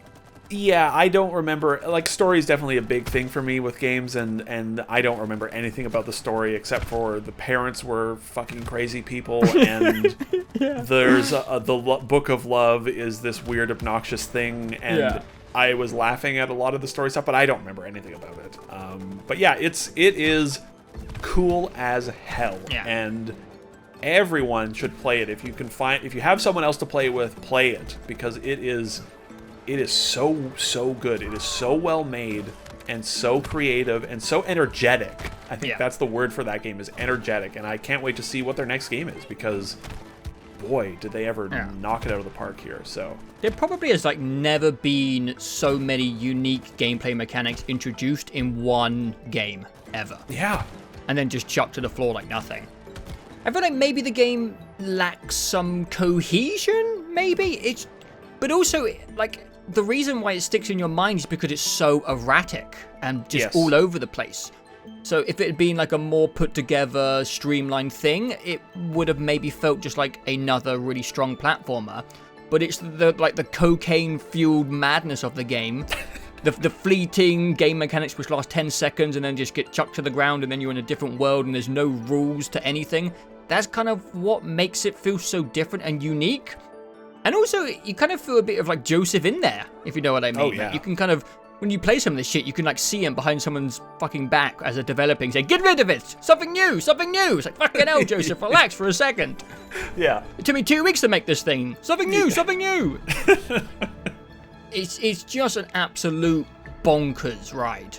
Oh, yeah. And it's almost too erratic at times, especially for old men like us. We're like, slow down a second, but that's what makes it what it is. There's nothing else like this. Yeah. Because who else would just like make a gameplay mechanic and just chuck it in the floor, chuck it in the bin? A crazy person.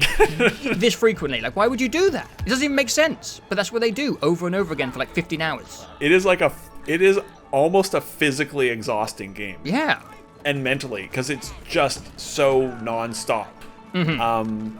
But they nailed the pacing of it though. Like they're very good about, even though they're constantly throwing new things at you, they're very good about knowing when to slow down for a few minutes. Yeah. And as I said, they never have anything overstay its welcome, which is really important, because all those mechanics, most of those mechanics, would wear out their welcome and be boring if they stayed for an hour, but they're only used for 30 minutes, and so they're phenomenal. And there are a couple of mechanics that they could probably have made a whole game with, but it's fucking, that game is, it is kind of a fever dream of a game though. Also, it's almost like they're showing off.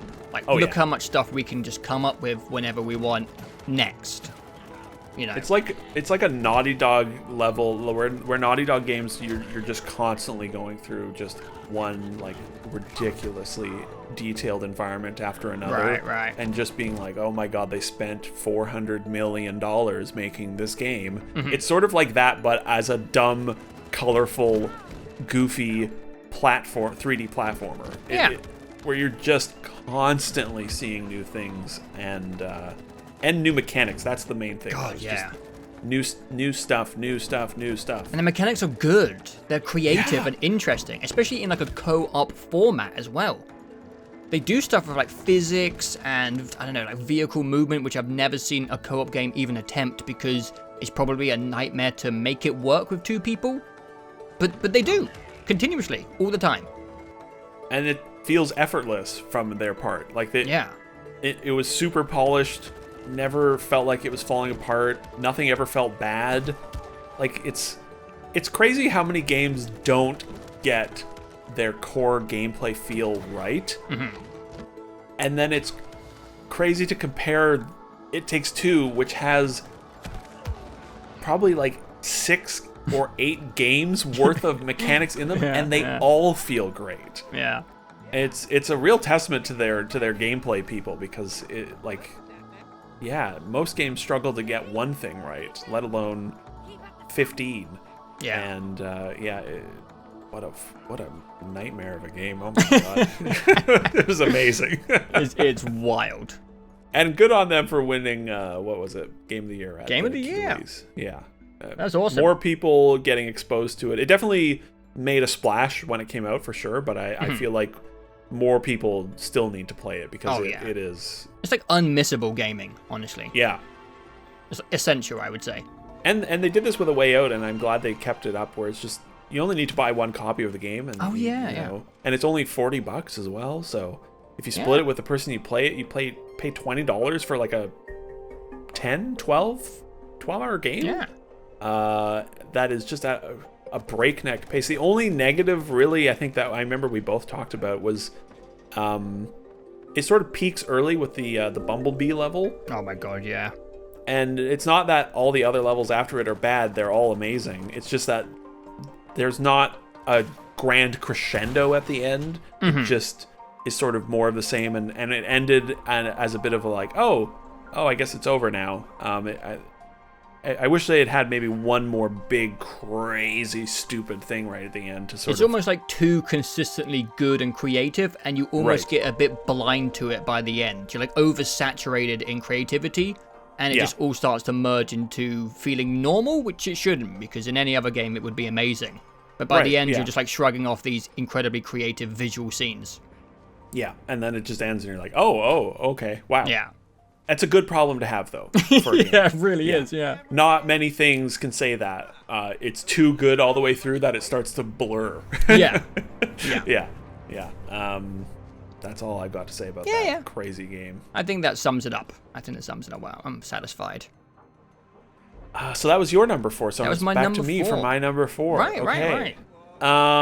We've talked about this one already.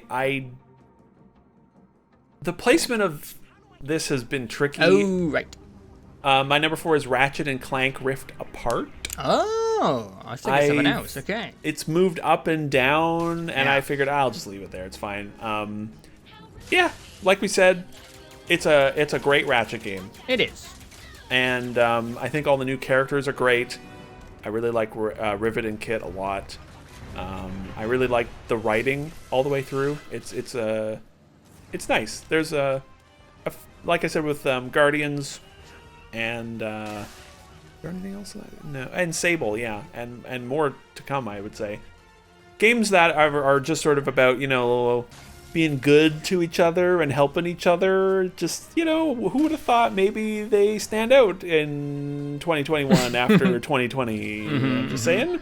Yeah. That game is about people, aliens, whatever the fuck they are. Wombaxes. Anthropomorphic things and a robot. Yeah, it's about characters, they've got problems and they're coming to grips with them and they're okay with them, and it's also, but it's it's a family movie vibe, so it's not very heavy, and it's a very sort of light popcorn experience, but it was like you said, comfy blanket somewhere, I think.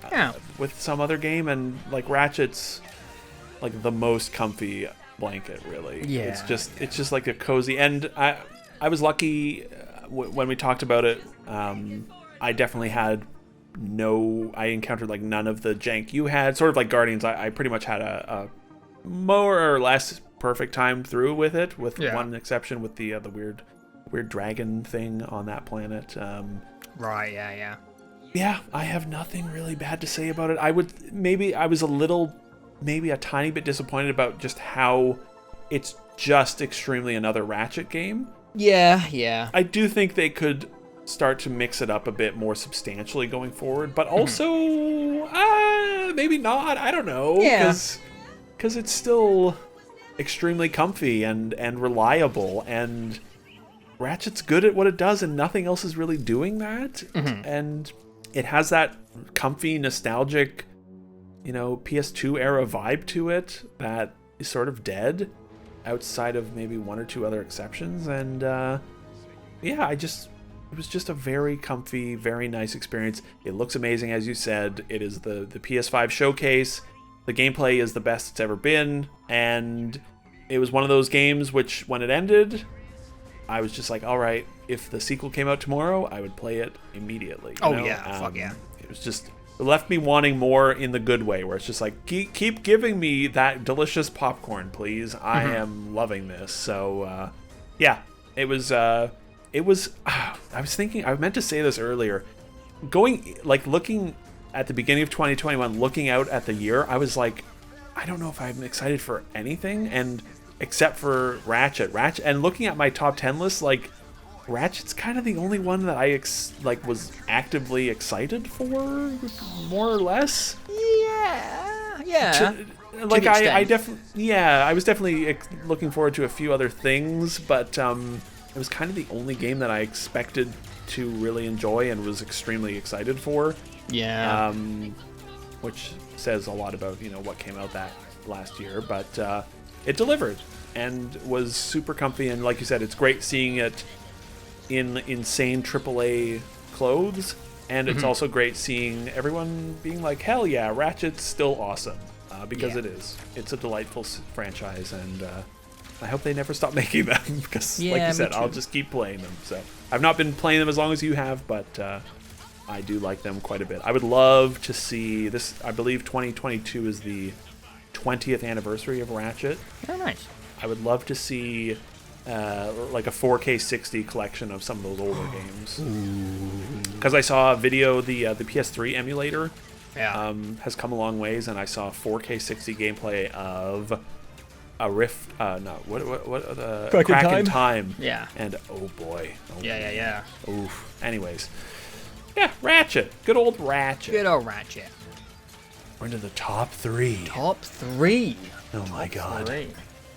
All right. My number 3 is Returnal. What is crazy about Returnal to me is that I think it might have the best gunplay of the entire year. Yes. And it's on console. Yeah, that is shocking to hear from you. I don't like console shooters at all. And I should say and clarify, it's because I'm bad at them and I don't play shooters on console. Playing shooters on console is obviously completely fine and a good way to do it, but when you haven't done it for like 6 years or so and you suck at it, obviously it's not as fun. So it was a little off-putting to me to see Returnal was, PS5 exclusive, I'm gonna have to play on controller, and I don't know what black magic they did, but it feels absolutely electric to play this game. It's the speed, it's the bullet hell-ness, it's the enemy designs, the incredible bosses, the sound, the music. This game is just, it kind of reminds me a little bit of Risk of Rain. I think in the past, when Risk of Rain is like kicking off, again, Risk of Rain 2 is very bullet hell-ish. There's something about the genre when it's flowing which feels like a symphony. It's like jazz, it's like music. And Returnal really feels that way, but on a AAA scale, which I haven't seen before. And when you are in the flow state of Returnal, it's just one of the best feeling shooters ever made. Yeah. I don't know if that's pushing it too far, but I just think this game has a style that is unlike anything, and I don't know what it is. There's like a magic factor to some games. Like obviously Doom is the go-to example, and you could get like a game designer to break down all the mini facets of Doom, which give you that feel of ripping. You're like, I'm fucking ripping in this game, and Returnal doesn't feel like Doom. It doesn't look like Doom, but it has that same energy. It's almost something I can't really explain or quantify. Yes. But every now and then you'll play a shooter where it has a certain frantic je ne sais quoi, if you will. Yeah, it's like a magic factor where you're not blinking and you're flowing and you're ripping, and there isn't a word for it, and not many games have it, but Returnal has it. And it's a console roguelike thing from Housemarque. So yeah, that was weird and unexpected. And one of the best games of the year, and one of the best shooters I've ever played, especially on console. Where did that come from? I have no idea. I don't know. I also just love the world design around Returnal. I like that even though some of the stuff outside of just the general fighting was a little bit disappointed, pointing at the house stuff, the weird, I don't know, not gothic. I don't know what the word I'm looking for is. Like the, what do you call the celestial? Eldritch horror. Eldritch, that's the word I'm looking for. I kind of wanted that to go further, but it still helps when you are playing a roguelike thing and there's just something there. Like, even if it's a carrot on the end of a stick, which doesn't really have that much of a satisfying conclusion, it just really helps with the repetition and pacing of games like this, and just having something to always work towards helps. Also, I think we said this in the review and it comes off a little obnoxious, but being better at games, I think, helps Returnal land better, because you don't have to repeat the same stuff 100 times. Like, it didn't take me many attempts to get through to the second part of the game, and then it didn't take me that many attempts to beat the game. And I think a big problem for people with Returnal is it is a difficult game. And if you are forced to do the same shit more times than we did, I can understand people finding it a little bit repetitive. I actually think, statistically, it was the least completed game of the year, I think. Yes, I think you're right, or like number 2 or something. I think it was 12 minutes at number 1. No, I don't know. Yeah, it was something. God. It was very high on the list of least completed games. Yeah. Which is fair. It is a tough game. We play shooters. I played a bunch of bullet hell, so we're veterans in this genre, if you want to call that. We're good at games. We're good at games, and we're old, and we played a lot of them. So yeah, there was no pacing problems for me. I was actually just sad when this game ended, and I wish it was longer and more difficult. Honestly, I just want more of this game. Yeah, I really hope we get an expansion of some sort. Yeah, oh my god. I would be so fucking excited for an expansion of Returnal. I have to imagine it comes out on PC eventually, and this game on a PC will be, transcendental. Imagine, just... Mouse and keyboard high frame rate would be just, it would probably be as good as Doom Eternal. And maybe people could mod it into a more traditional roguelite that went further than 3 to 6 rounds. Ooh. Yeah. Made it more difficult, yeah. I mean, who knows? Maybe they will have an expansion that adds some of the things that we talked about wanting. That would be pretty exciting, yeah. But yeah, we did a review on it, and I don't have much more to say, except it's one of the best feeling games when it comes to combat, gunplay, of the entire year, and for me on consoles it's the best one ever, which obviously I'm not the best judge when it comes to console shooters. I'm basically an outsider at this point, but I did not expect to have a fantastic combat action gameplay thing with a console game, and I did. And I just want to play more of it. Me too. Yeah, it's been quite a while since I've last touched that game. I might have to get back into it. I know. Every time we talk about anything on this list, I'm like, oh, I could probably play that again. Yeah, which is a good sign. I mean, there were many good games this year as we get to the 2-hour mark here. Yeah. Also, I don't know if I said it, but the music in Returnal rips. I think I did say that, but I can't remember. It's amazing. Well, I have to imagine I know the last 2 games on your list, but I am curious to see what order they come in. And you probably know the last 3 on mine, but I'm not definitely. Well, anyways. I know. Yes, I do. Yeah. My number 3 is Resident Evil Village. Damn. Nice. I loved this stupid fucking game. Yeah. I'm glad you did. It was so dumb. Part of it is me making up for the fact that I should have put Resident Evil 7 on my list in 20...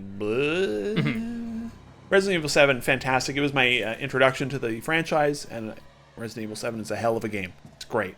But I have problems with it, and one of those is that it's really scary.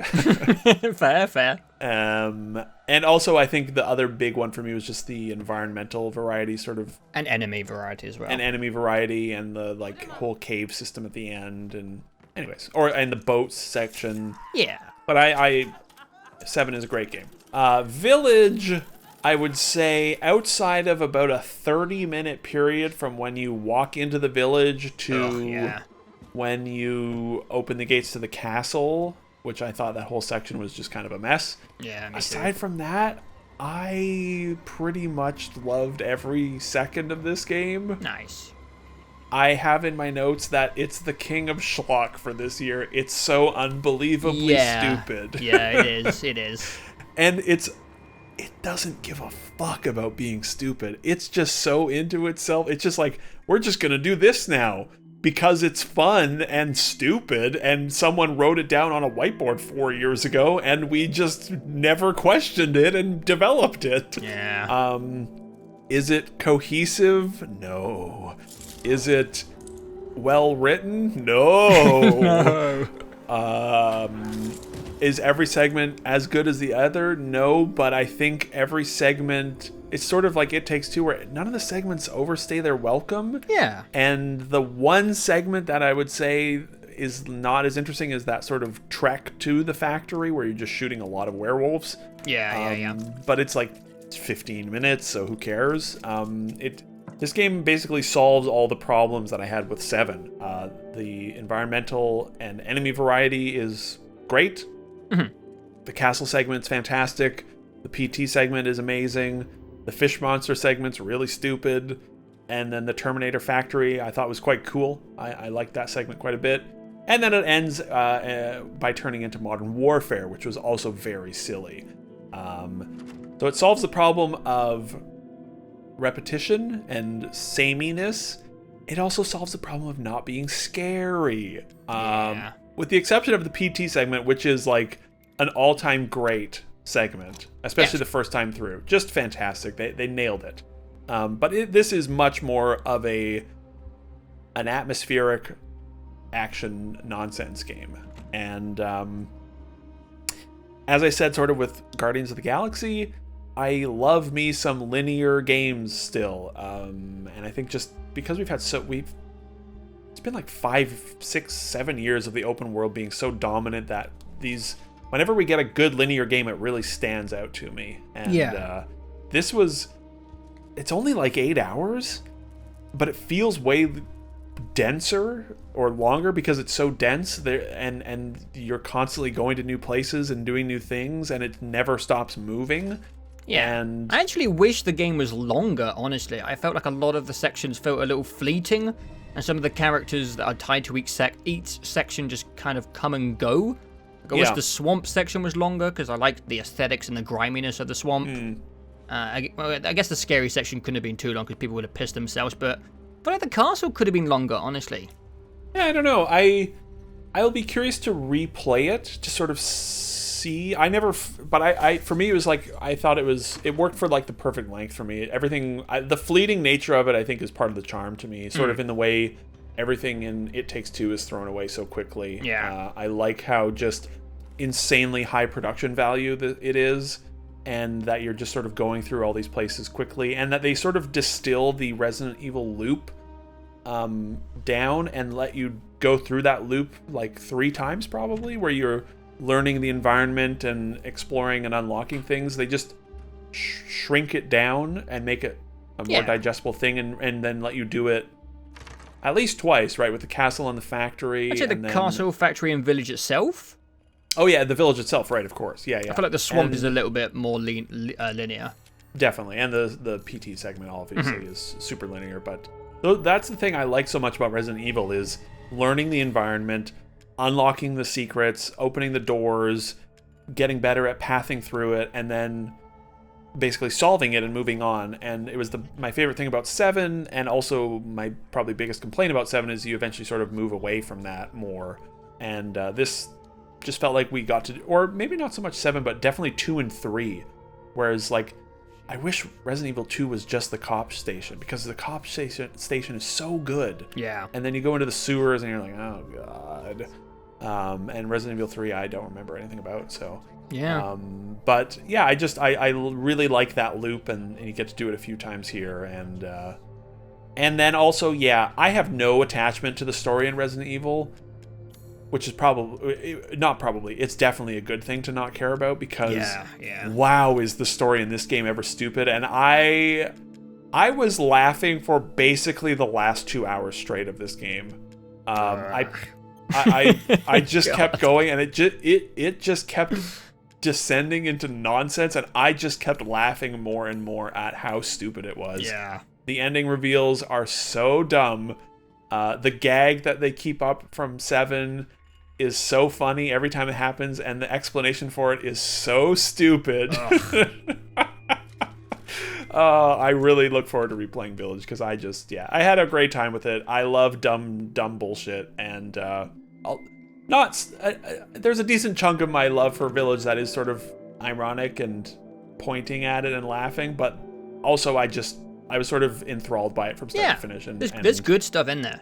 Yeah, and they nail the atmosphere, the visuals, the variety of places you go, and yeah, it was delightful, and I'll be curious to see how I feel about it when I replay it. I think I'll enjoy it as well. I should really play it on a PC as well. Oh yeah, for sure. Higher difficulty PC playthrough. Yeah, it's definitely the antithesis of Returnal as well in terms of good controller shooty feel thing. Yeah. But that is also, I think, deliberate to a degree. Village is definitely much more of an action game, and I feel like they probably could have improved the shooting, and it'll feel way better on a PC.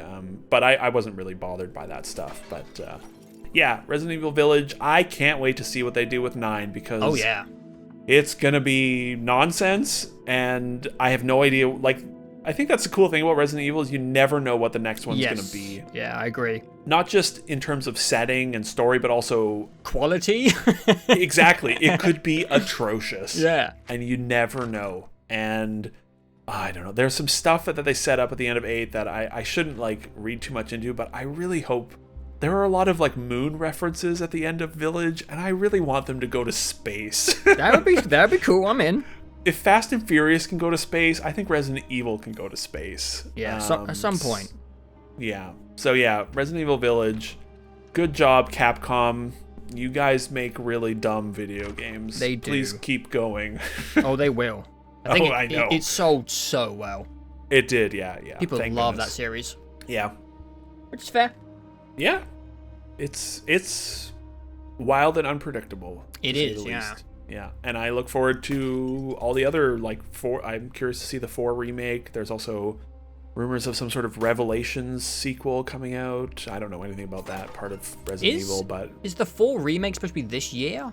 I don't know. Because they've been cranking out a Resident Evil game per year for quite a while. Yeah, I think there is something that... I think it's the Revelations game is supposed to be this year, and then I think the remake probably next year, and then... 9 in 2024. Yeah, I guess so. Yeah, we'll see.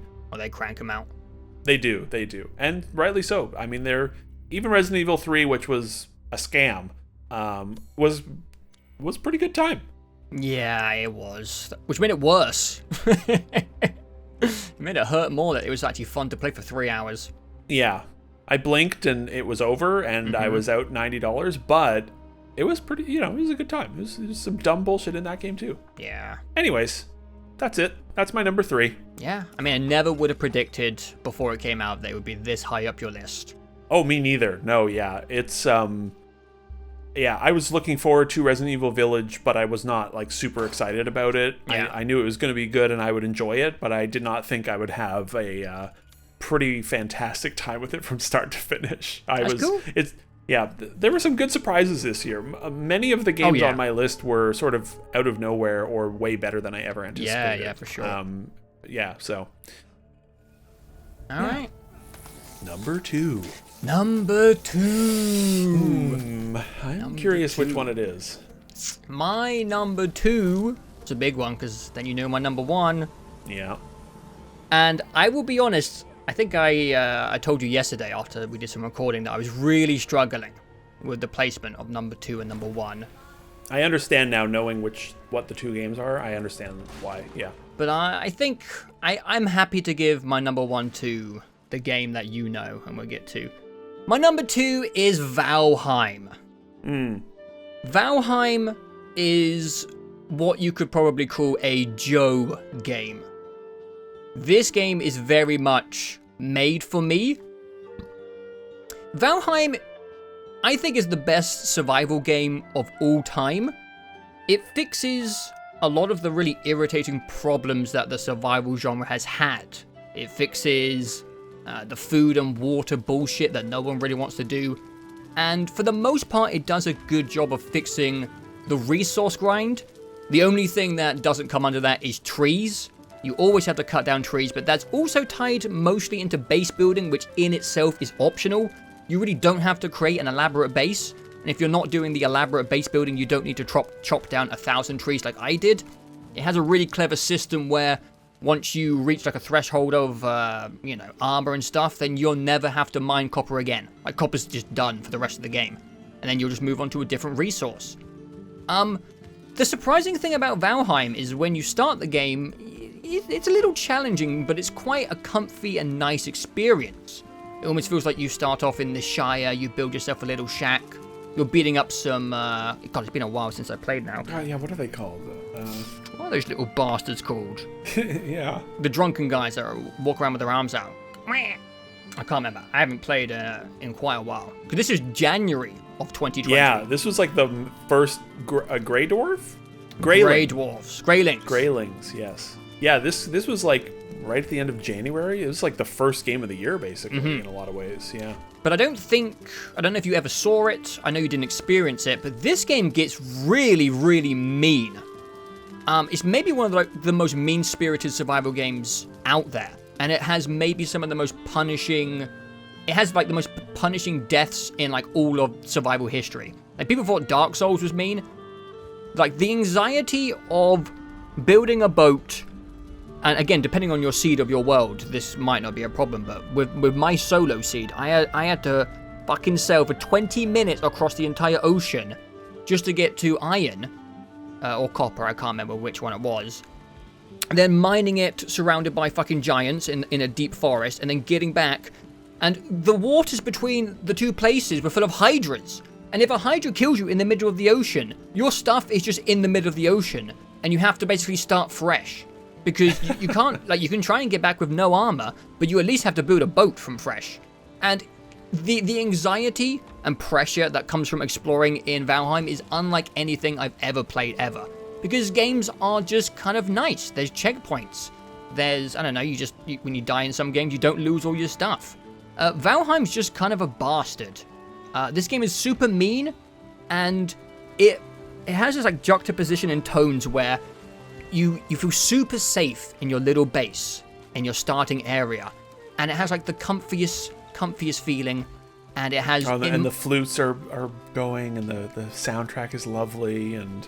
The sun is setting, you're by the water, potentially you should.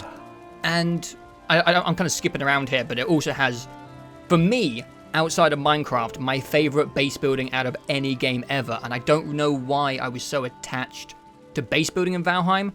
I think I spent like 50 hours making my giant Viking base in my solo playthrough. It's just so comfy to just play that game with my moat, which took me fucking hours to dig out, surrounded by spikes, big walls, which is really annoying because the Greylings actually can swim around it, these fucking assholes.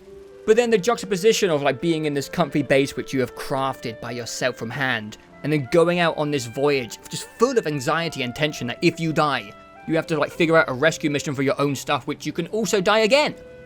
And me and Ben had a couple of those occasions where we died in the middle of a swamp, and you don't want to die in the middle of the swamp, let me tell you that. And actually, I think that actually kind of killed mine and Ben's co-op playthrough, because it's not as much his thing. You know Ben, he's a comfy gamer, and I'm sure he didn't watch the streams, but there were a few times where we had some real shit happen in the swamps, and he was silent for like 10 minutes. Oh, no. He was not talking for 10 minutes. And I was like, because I'm a fucking maniac, and I like this type of shit. I love it when stuff goes wrong in games because I'm an idiot. And so I was kind of reveling in the moment, and he was, not happy that we had to like make armor from scratch and then figure out a rescue plan for our stuff. And then he died for a second time, and it isn't for everyone. But I feel like the people... It was like a weird thing with Valheim where the outsiders were kind of like looking at it and being like, I don't really see it. But if you get it, it's a really, really special experience. There isn't anything else like it. It's super open, super free for you to approach it however you want. And I feel like you could play this game and not even go after the main objective, which is taking down the 5 bosses in the game. You could just make a little base and just be very content. but the freeformness of having to explore, you have no idea where anything is. It's a kind of like mean game in a way which feels really, I don't know, organic and natural, and you're taking on the world how you want to do it. No map markers, not really any tips and tutorials except for like the first 5 minutes. Just like a brutal and, I don't know, revelatory experience for the survival genre for me. I thought it was absolutely brilliant, and it's just something which really clicked with the way that I like games to be. Mean, open, and kind of creative in like how you approach things, and a great building system. And also great co-op times with Ben, until it kind of broke him as a person and he never came back, which is fair. Fair. The game gets mean really quick. I remain sad that I basically missed Valheim because it was right when I was starting to move, so I was in condo showing mode the whole time, and that was so exhausting. Oh my god. And I just completely missed out on all of it, basically, and I tried to play it after the fact, or I think I tried it very briefly. I remember sitting on like an uncomfortable chair in my barren office area playing some of it and just being like, fuck this game. I'm going back to lying on my couch. I was watching rewatching Mythbusters and playing Mario 3D World on my Switch, and that was the vibe I needed, right? Right. And I'm sad because I look at it and there are a lot of things about it that I feel like if I had been around and been playing it in co-op with you guys, I probably would have gotten similarly deep into it as you did, because I like things like this. And I especially like building. I love building a base and going through the grind of getting materials to build stuff is something I really enjoy.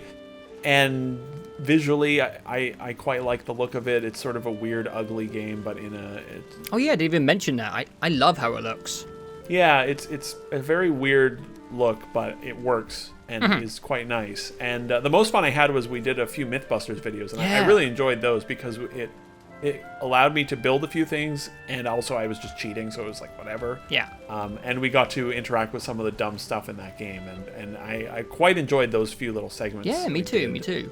But yeah, I am sad I missed the boat on Valheim, and not that it's gone. I mean, it's still in early access. I mean, they've only done one update, right? And I feel like, I can't tell, but I feel like people have turned against that game a little bit. I don't know. I can't tell what's going on. People are frustrated at the lack of significant updates, I think. Right. Yeah, because they were a tiny team of like 4 or 5 people, I think. This was such a crazy flash in the pan, like 2021 ass game. Like, how many fucking millions of copies does it sell? Like 15 million or something ridiculous. It was like every 3 days. They were at another million copies sold. Yeah.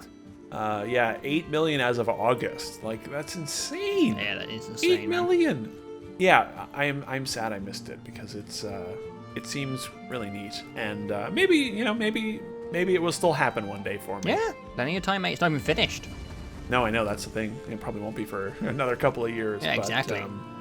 Yeah, Valheim. I knew it was going to be high on your list. Oh my god, yeah. How many hours do you have in that game? Like 100 and something. It's like most of that is base building. Yeah. Oh my god. Yeah, that occupied like all of February and like a good chunk of March for you, if I remember correctly. Yeah, that was like 6 or 8 weeks of just Joe is playing Valheim. 125 hours. Wow. Yeah, that's a chunk. That's a chunk of time. I also think that comes into play for me because I don't really spend a lot of time in one game.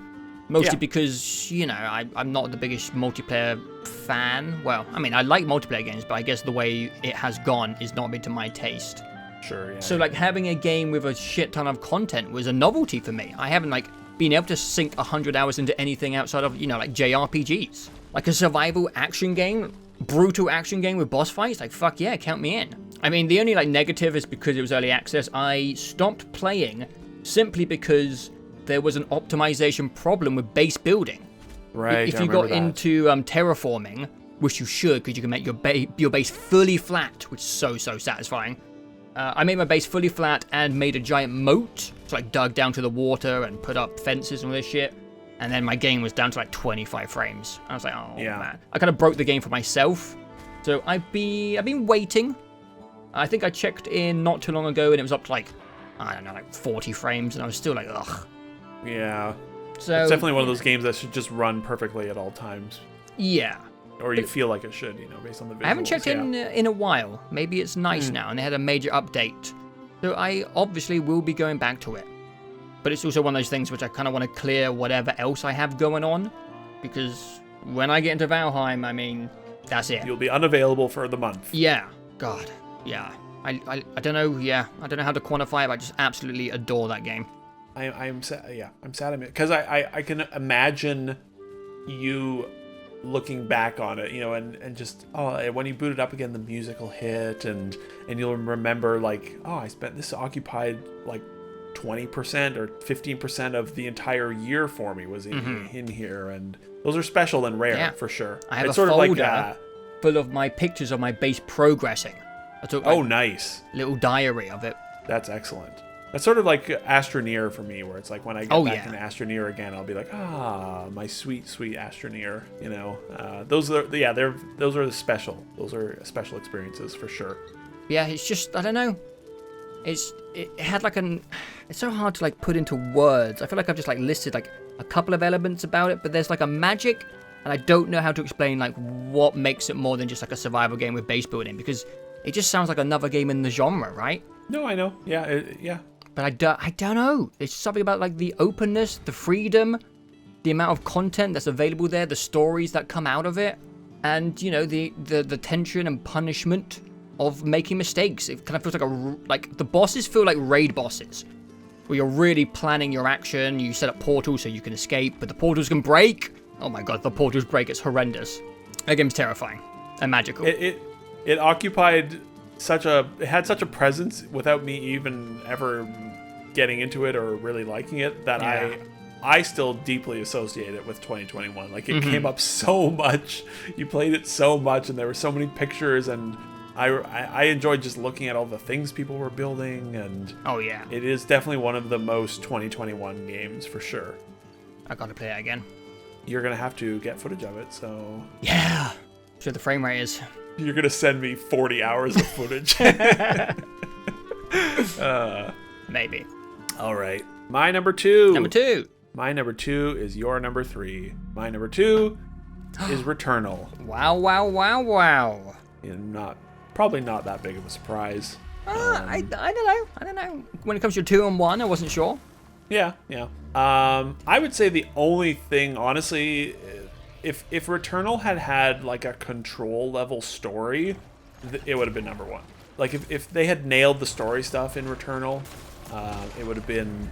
it probably would have been number 1, because it is, everything about Returnal is amazing, except for that story, which is ultimately a bit of a letdown, but not so much that it ruins the game or anything. The first note I wrote was, it's the freshest game of the year, and I think that still holds up like 9 months later. It's just so unique and clever, and them transitioning from their 2D bullet hell stuff and making a third-person AAA shooter, it worked so well that it's kind of shocking. Yeah. Like, Housemarque has been around for a long time, but they've only ever made like arcade games, and the fact that they were just able to like staff up and then make a Housemarque game, except as a huge PlayStation exclusive, is just wild.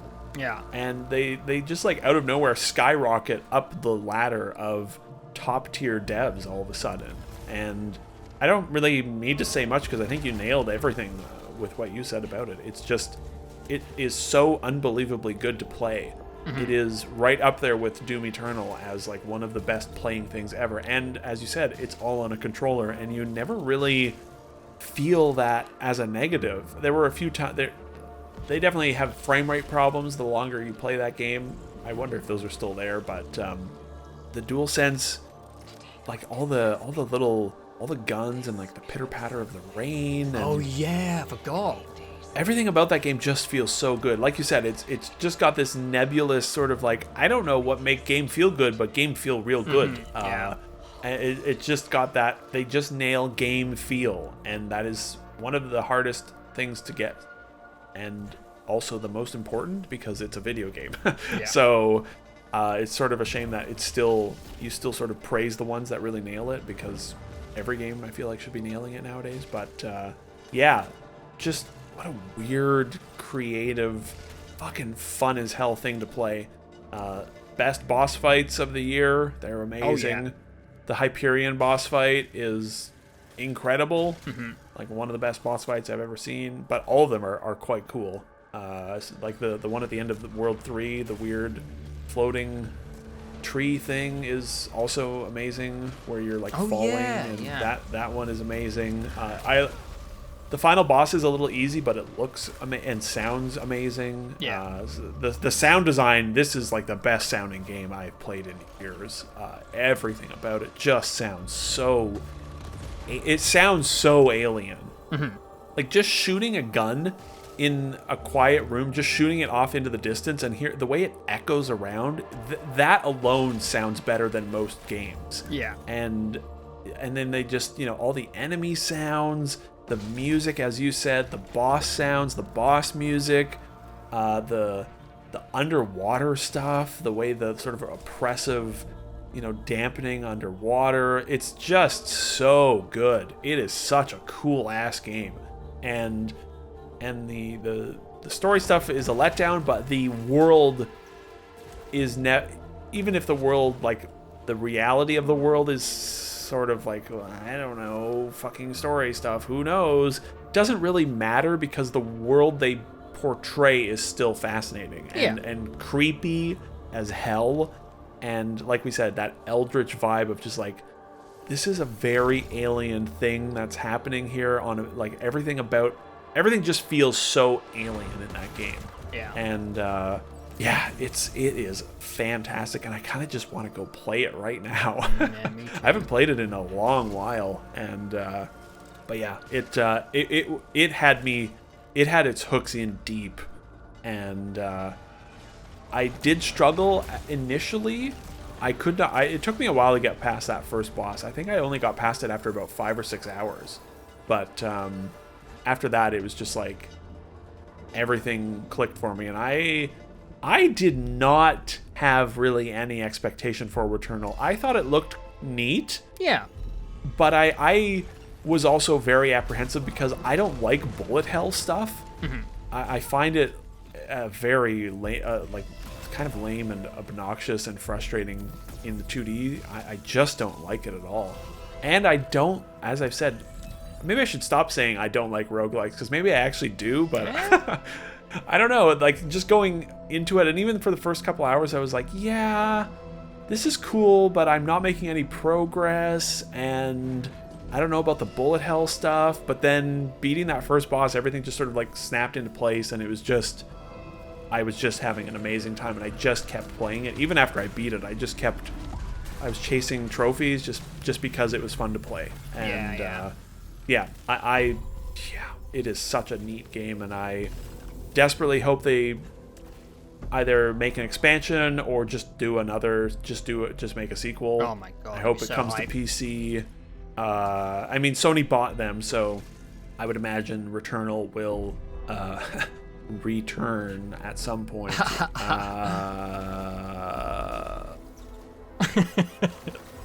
Anyways, that's Returnal. Nice. It's super good, everyone. It's so good. I don't know how much of a splash it made. I don't know. I don't pay attention to much anymore, but It depends on who had a PS5. no one has PS5s, but it's like, there aren't really any PS5 games, but it's the best one because there's only 3 of them. It doesn't make it sound that good, but it is. No, it's so good. It is such a cool game, and it's a very un-Sony-like game. Like Sony, their first party loves their cinematic, open world, third-person action games, and hey, I like them too. But Returnal is extremely, extremely different from all their other first-party things. And I would love to see more, not just more Returnal, but just more weird stuff like this, because it's so refreshing when you just have this weird, super creative thing. And Returnal is amazing. God, it's so sick. It's so good. The last year we broke our trend of, I think, having the same game as our number one for like 4 years in a row, or maybe even 5 years in a row. What was last year? Last year, Hades and Half-Life for You yeah. was number one, yeah. But we did, our number ones lined up for 2019, 2018, 2017, and 2016. But I was going to say, maybe the trend will resume this year, or maybe we will have differing number ones again. I mean, Mario Party did come out last year. Let's just say it's complicated, okay? It's complicated because I am a stickler for my self-imposed rules. Oh, yes, right. Yes. Okay. I like that my lists are always from the year that we're talking about, and they're mostly always games. Even for a while, I was a bit weird about early access games. I was like, well, yeah. And again, we have our own rules. So I'm not, we don't have like a group, situation. It's our Whatever list. we want. Yeah, exactly. So I wanted my number one to be a game, and it is a game, my number one of the year. That's good. It would be weird if it was like a movie or something. Yeah, that would be a bit odd. But I have to deviate here and talk about something else, because the best thing I played all year was an expansion. So I'm going to start there, and then we'll go to the game. So all right. I kind of have two things on my number one. I love that. And if it bothers people, Fuck them. Heavenly Bodies gets the kick and everything gets moved down one. You guys can figure it out. The best thing I played all year by a mile was the Echoes of the Eye expansion for Outer Wilds. We talked about it briefly on the podcast. I don't know if I did a very good job of selling how much I liked it in the podcast, but I think it might... Did I say it was one of the best things I've ever played? Because that's I can't remember. how I can't feel about it. differentiate that from our Discord conversations. Right. Yeah. I thought it was the best fucking thing ever. Yeah. I think the first couple of hours, the introduction to the stranger and the early revelations that come with that are maybe some of the most surprising, shocking, and magical gaming moments I've ever experienced. And the fact that we had no idea what this expansion was going to be, it kind of emphasized even more like the incredible revelations and the length and the depth of the DLC afterwards. It was just an unbelievable experience when we expected nothing. And I just can't state how much of a good time I had with this expansion. Yeah. I think it might be the greatest video game space ever made. Not only is like the basic design of it super clever and interesting, but like the physicality and the physics systems behind how it works after... I'm gonna call it the event. You know what I mean by the event? I'm just gonna call it the event because it's a really fun moment for people who haven't played it. Like the physics systems and the simulations that happen after the event were like jaw-dropping to me. I haven't seen shit like that in giant AAA games, and I don't know how Mobius keeps getting away with this shit. Like the scale of the stuff they're doing and the physics systems is just... It feels like this is from the future. I didn't even know this stuff was possible. And like it's hard to talk about this without, being very specific, and I want to be vague. But I really connected with how dense the stranger was and how the knowledge you gain like recontextualize the way that you can go about the stranger, the way you could enter the stranger, the way you can traverse it. And it felt like the greatest example of mastering an environment. You had to know every inch of the stranger, but not only that, you had to learn how it changed over time in multiple ways. Yes. And the mastering of the stranger, I think, is why I never felt frustrated during the middle section, because I definitely had some moments like you where I wasn't getting a lot done. Yeah. But I was always just exploring, learning the place a little better. And then when the time came with the event, I was just kind of fucking around with it. And just...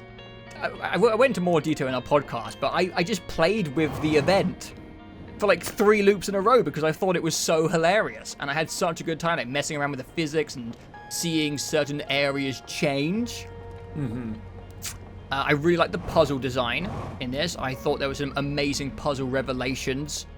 And there was definitely some great moments in the base game. I do think the base game overall is a more impressive feat in game design because of, having a bunch of different planets that you can visit in any order, and it all coalesces into one solution. I think the Outer Wilds base game is genius, but I think, again, we talked about it in the podcast, that different brains kind of like different things, and there was something about unraveling one place and just being continuously surprised about how much stuff is in this one, I was going to say one little place, it's not a little place, but it's in one area. It was just like, I couldn't believe it kept going and going and going. And it just kept giving me more and more stuff, and every time I thought it was about to wrap up, there would be something new. I think because of Echoes of the Eyes, I can say with confidence that The Outer Wilds is now my favorite single-player game of all time. Ever. And that hasn't happened for a long time. Yeah. I think I've stuck with my...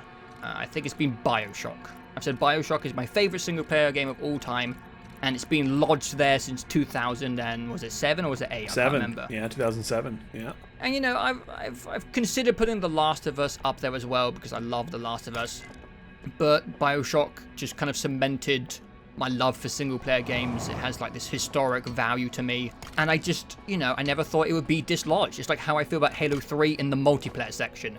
It's like there's no way a multiplayer game could ever dislodge Halo 3, and that's kind of how I felt about BioShock. That's like how I would feel about Mass Effect 2, which is very similar. Like it's cemented. Like how can it move? It got me to where I am today. And then The Witcher 3 came out, and I was like, oh.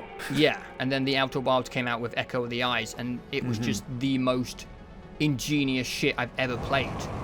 I just think Mobius is on like a different level to everyone else in the industry.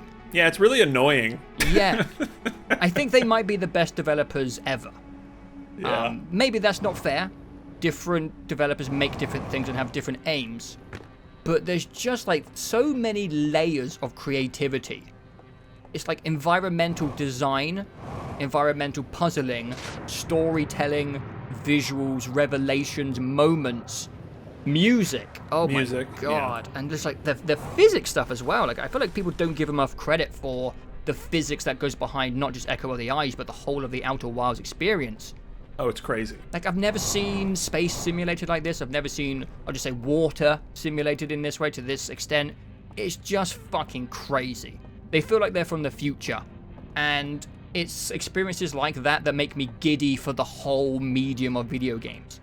Because I'm like, oh my god, if this can happen now, other people play this, developers learn from other developers, stuff gets better, and it just makes me excited about the whole hobby. But I'll stop because I could... Oh my god, I could be giddy about The Outer Wilds and Echoes of the Eye all fucking night, man. I love it. It's just the best. I totally understand some of people's complaints. I understand that quite a lot of people didn't like the other area, the darker area. I don't know if it's my, affiliation with horror or just being more familiar with that form of gameplay that made it so it doesn't bother me. But I loved that stuff. I just loved it. Yeah, and you're just, I think, more acquainted with dealing with those and know how to work with them and things like that. Yeah, I know that AI, if that makes sense. Yeah, exactly. Yeah. I know how to bait. Yeah. I won't go too far into it. But, I had a perfect time with it.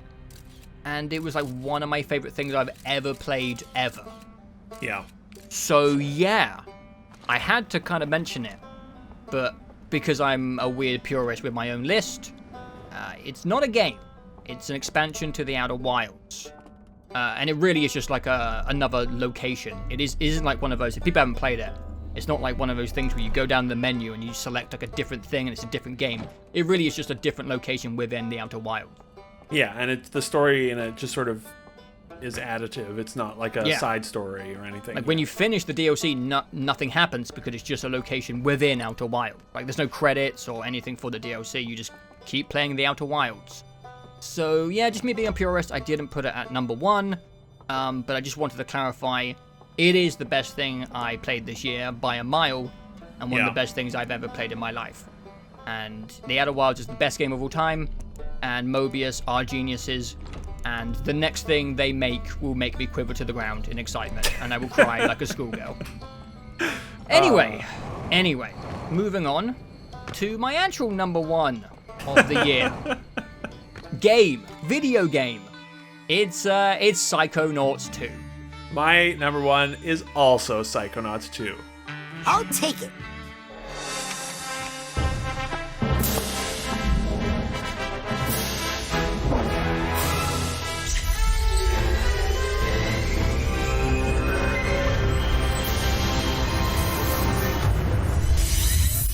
Hell yeah. I really didn't think it was going to be your number one because, you know, the platforming genre. Yeah. But I also didn't think it was going to be my number one. Psychonauts 2 is probably, I was going to say one of the biggest surprises of the year, but 2021 had a good fucking batting when it comes to surprises, honestly. Yes, oh, for sure, yeah. And I think a lot of that is just due to, like, we lower expectations going in, but... yeah. Or too high expectations for other things. Perhaps. Surprises on both ends of the spectrum. Yes, yeah. But Psychonauts 2 is just kind of brilliant, and it is creative on a level that you just don't see in many games. Again, we praised It Takes Two for being incredibly creative in specifically game design. I think Psychonauts 2 is at that level, but on everything. I think it's creative in its game design. I think it's creative in its narrative and the way the narrative ties into a sequel from fucking 15 years ago and plays off of the world and events from the first game, which is just mental. Like, who does that? Like, no one can remember Psychonauts 1, and it's a perfect sequel to a 15-year-old game. Like, yeah. I really thought it was going to be kind of more in the spin-off kind of realm. Or like the like soft reboot sort of thing that movies do. Or just a new story. But it's so integrated into the first game. It's like essential that you know what happened in the first game. It's insane, yeah. And they just use the format of, or the context of playing levels inside people's minds. They use that to such great effect and to their advantage. Not only do they have creative freedom over the visuals of the game, the level design, just like the gameplay and how everything works, but it also gives like depth to all the characters without them just having to like do things or talk to the camera. You like see the internal mind of all these characters, and without even talking to them, you come out of these levels, these amazing levels, and you've like learnt some really deep stuff about the characters in a way which is really well handled as well. I think in our review we talked about maybe being a little anxious about how they would handle mental illness and this stuff in a more, I was going to say sensitive, but a more just tactful era than when Psychonauts 1 came out. Yeah. But they don't dwell on mental illness, they just dwell on humans and how each of our brains works in wildly different ways. And it's so long, this game. It's crazy. It's so long. I think that's what's like so impressive about like whatever you want to call this genre of game, like platformers that come from an older generation, like Marvel, Avengers, It Takes Two. I'm so impressed by like the length that these products are coming out at, if you know what I mean, like how long they are. Because like it's got to be so much work, and I guess it makes sense why it took 15 years for it to make. But there just isn't a bad level in this game, there isn't a dull moment, and there isn't a boring character.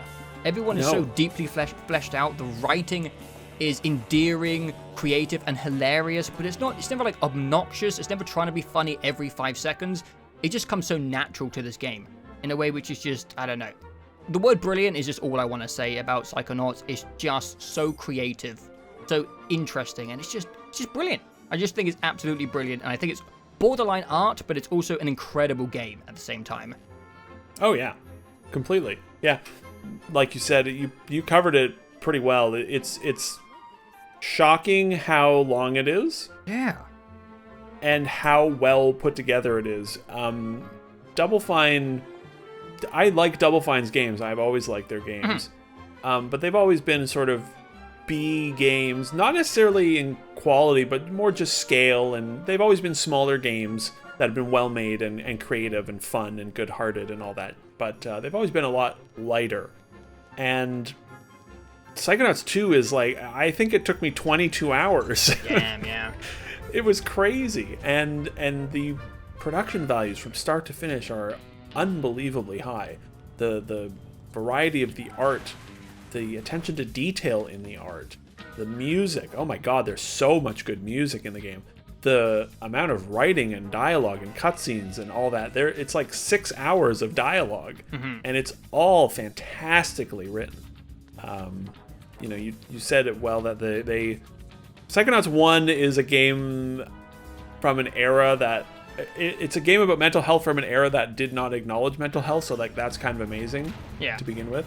But also, as we discussed when I played Psychonauts, or when we reviewed Psychonauts 2 earlier this year, I played through that game for my first time right before playing this, and it holds up pretty well. But there are definitely things in it where you're like, this is the 2000s, yes, in the writing and the portrayals of some things, and the world is a lot different now when it comes to discussing mental health and all these things, and sensitive. It's a touchy subject matter, as it should be, and they handle it all like so effortlessly. It's kind of shocking.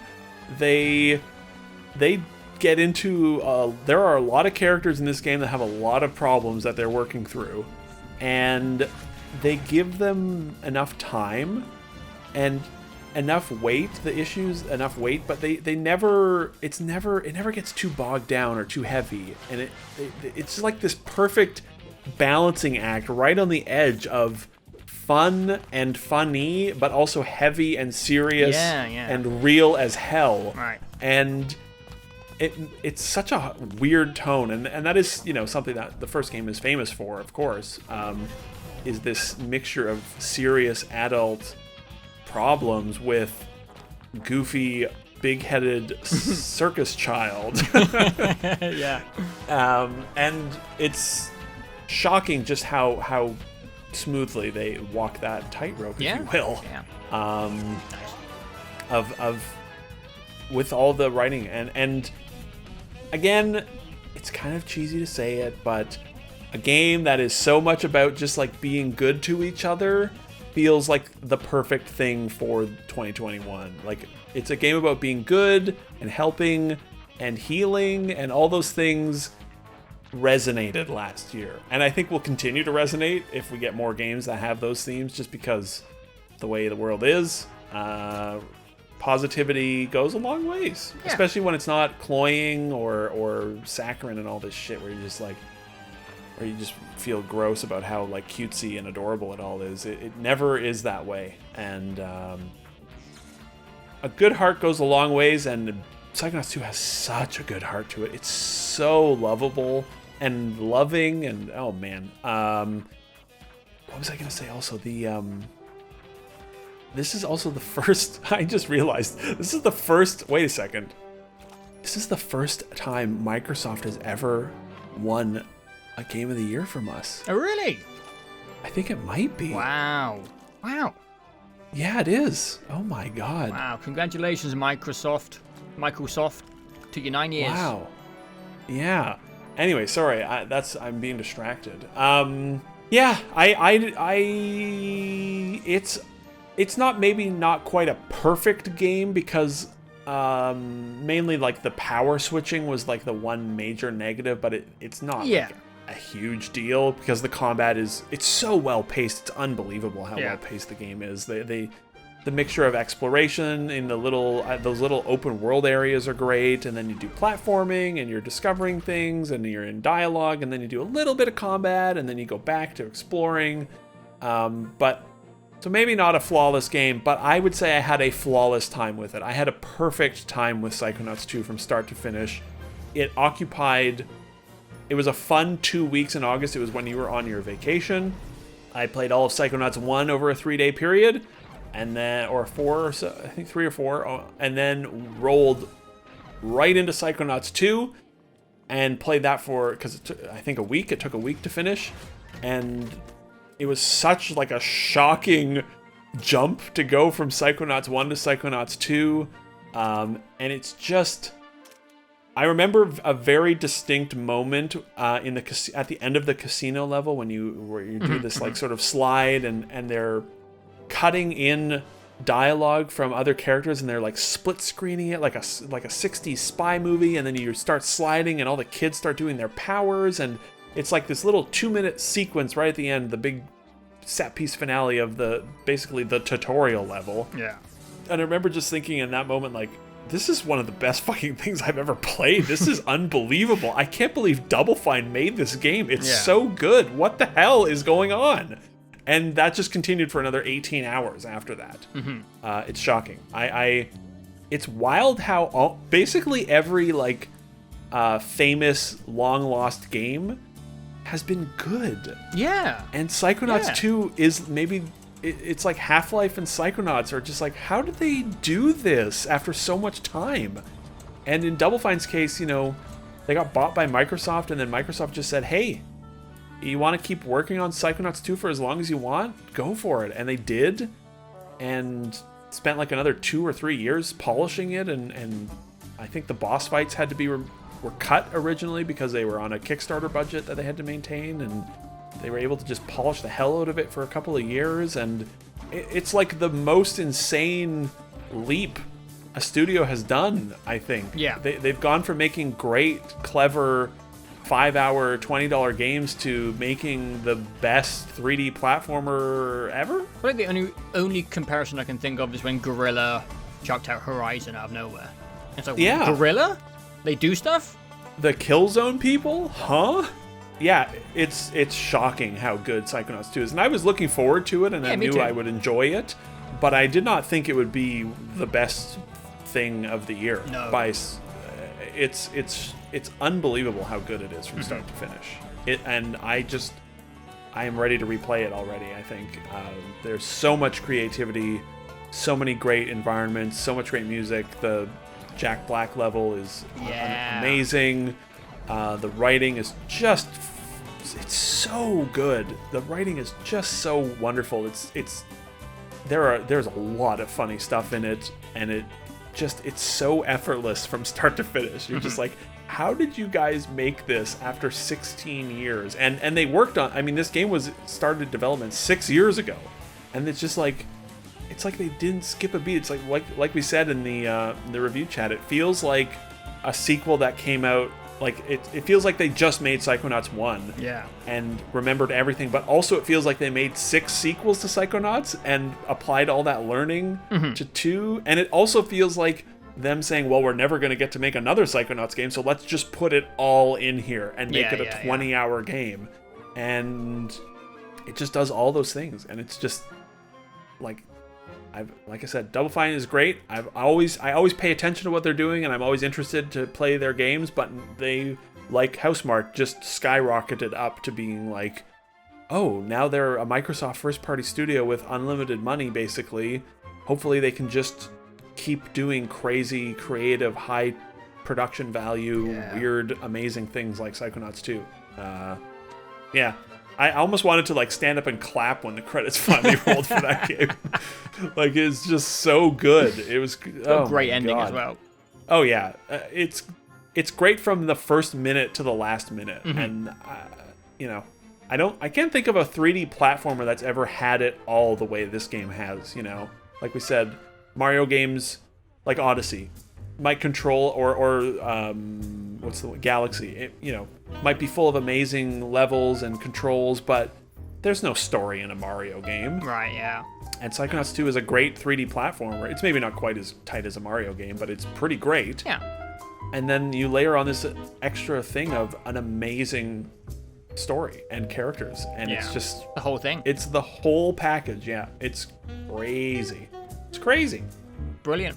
Psychonauts 2, it's the best game of the year. Yes. And also Outer Wilds. It's still very good. Good enough. Yeah. Yeah.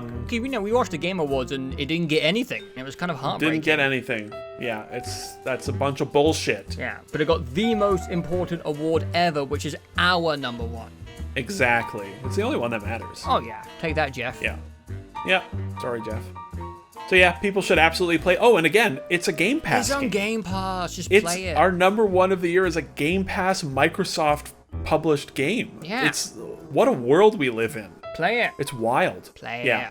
it. You can pay $2 or $1 even, depending on when the promotions are running, and play a 22-hour long masterpiece third-person platformer. Yeah.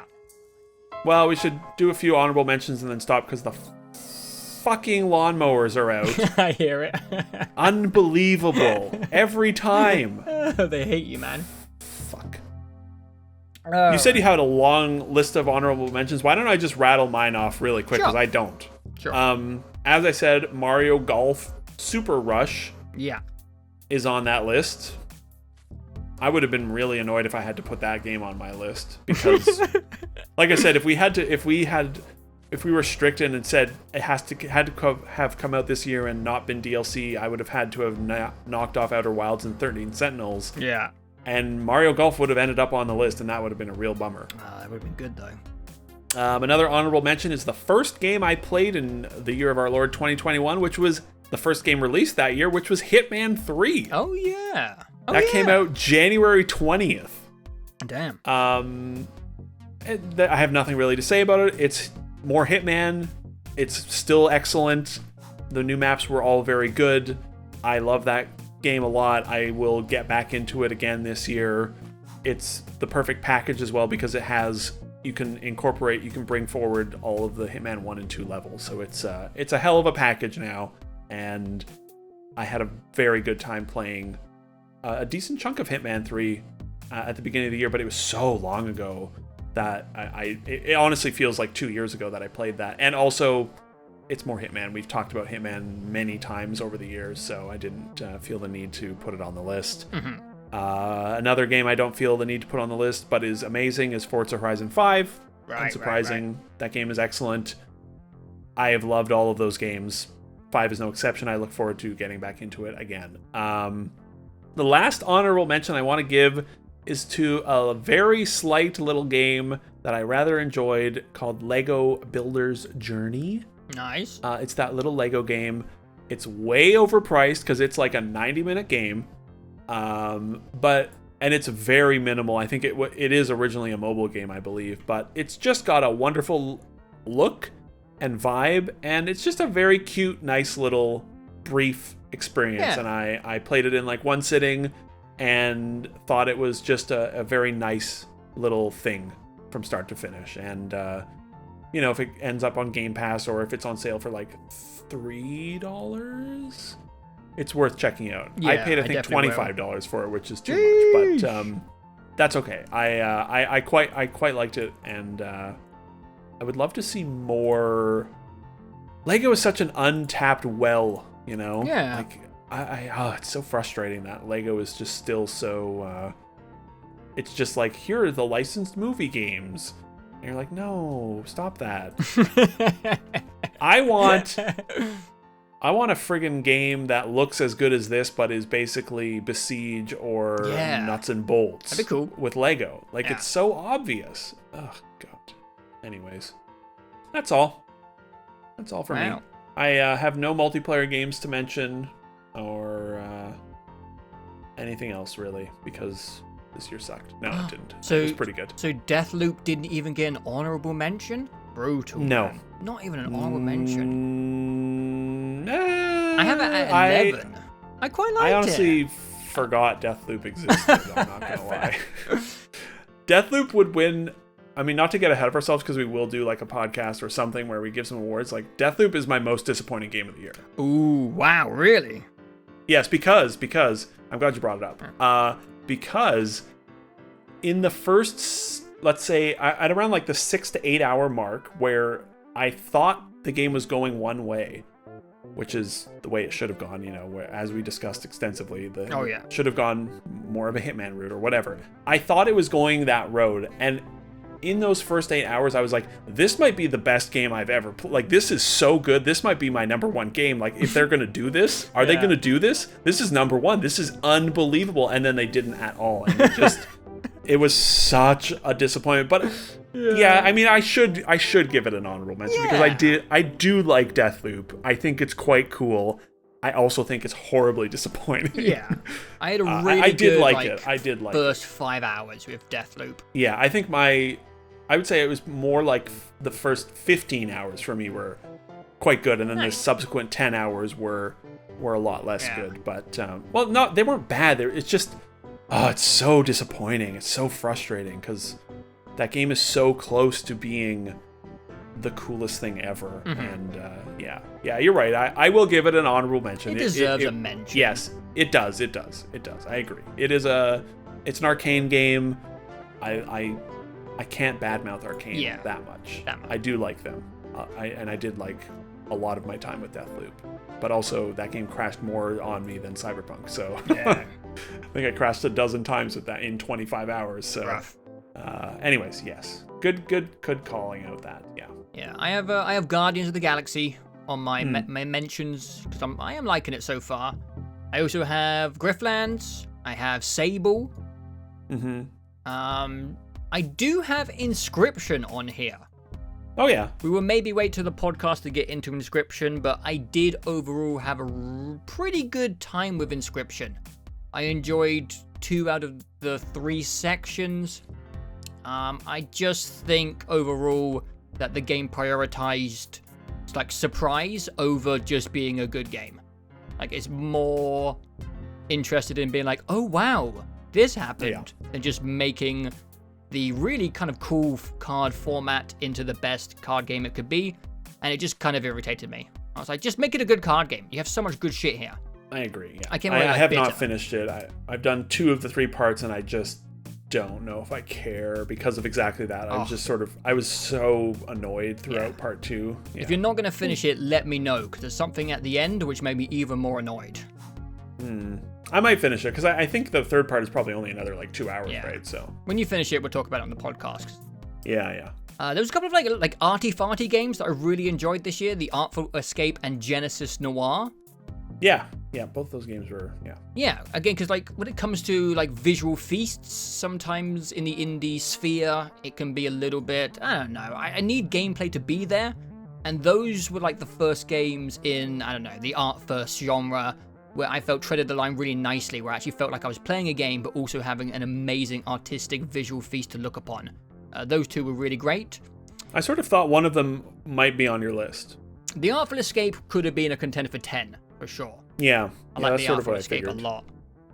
I also really like Genesis Noir. Sorry to interrupt. Yeah, I like both of those games. They were visually amazing. Yeah. I've been having a really, really good time with Gunfire Reborn. I think you should get on the train because it's kind of sick. Sick. And then my last little mention is Little Nightmares 2. I thought was brilliant. I love Little Nightmares 2. Right, yeah. I would have thought that would definitely have been on your list. Again, like my number 10, it was a battle. Right, yeah. It was a battle for number 10. That's a good problem to have, though. Yeah. Yeah. I could have put any of those at number 10, honestly. I think I even had Guardians there for like a little bit. I think Deathloop was there as well for a little bit. But yeah, got kind of pushed off. Sorry. Yeah. But that's it. It was a good year for like good stuff. Yes. Good. Well, stuff. and you also had the best thing ever made. It was also good for some of the best games ever made in the world. Yeah.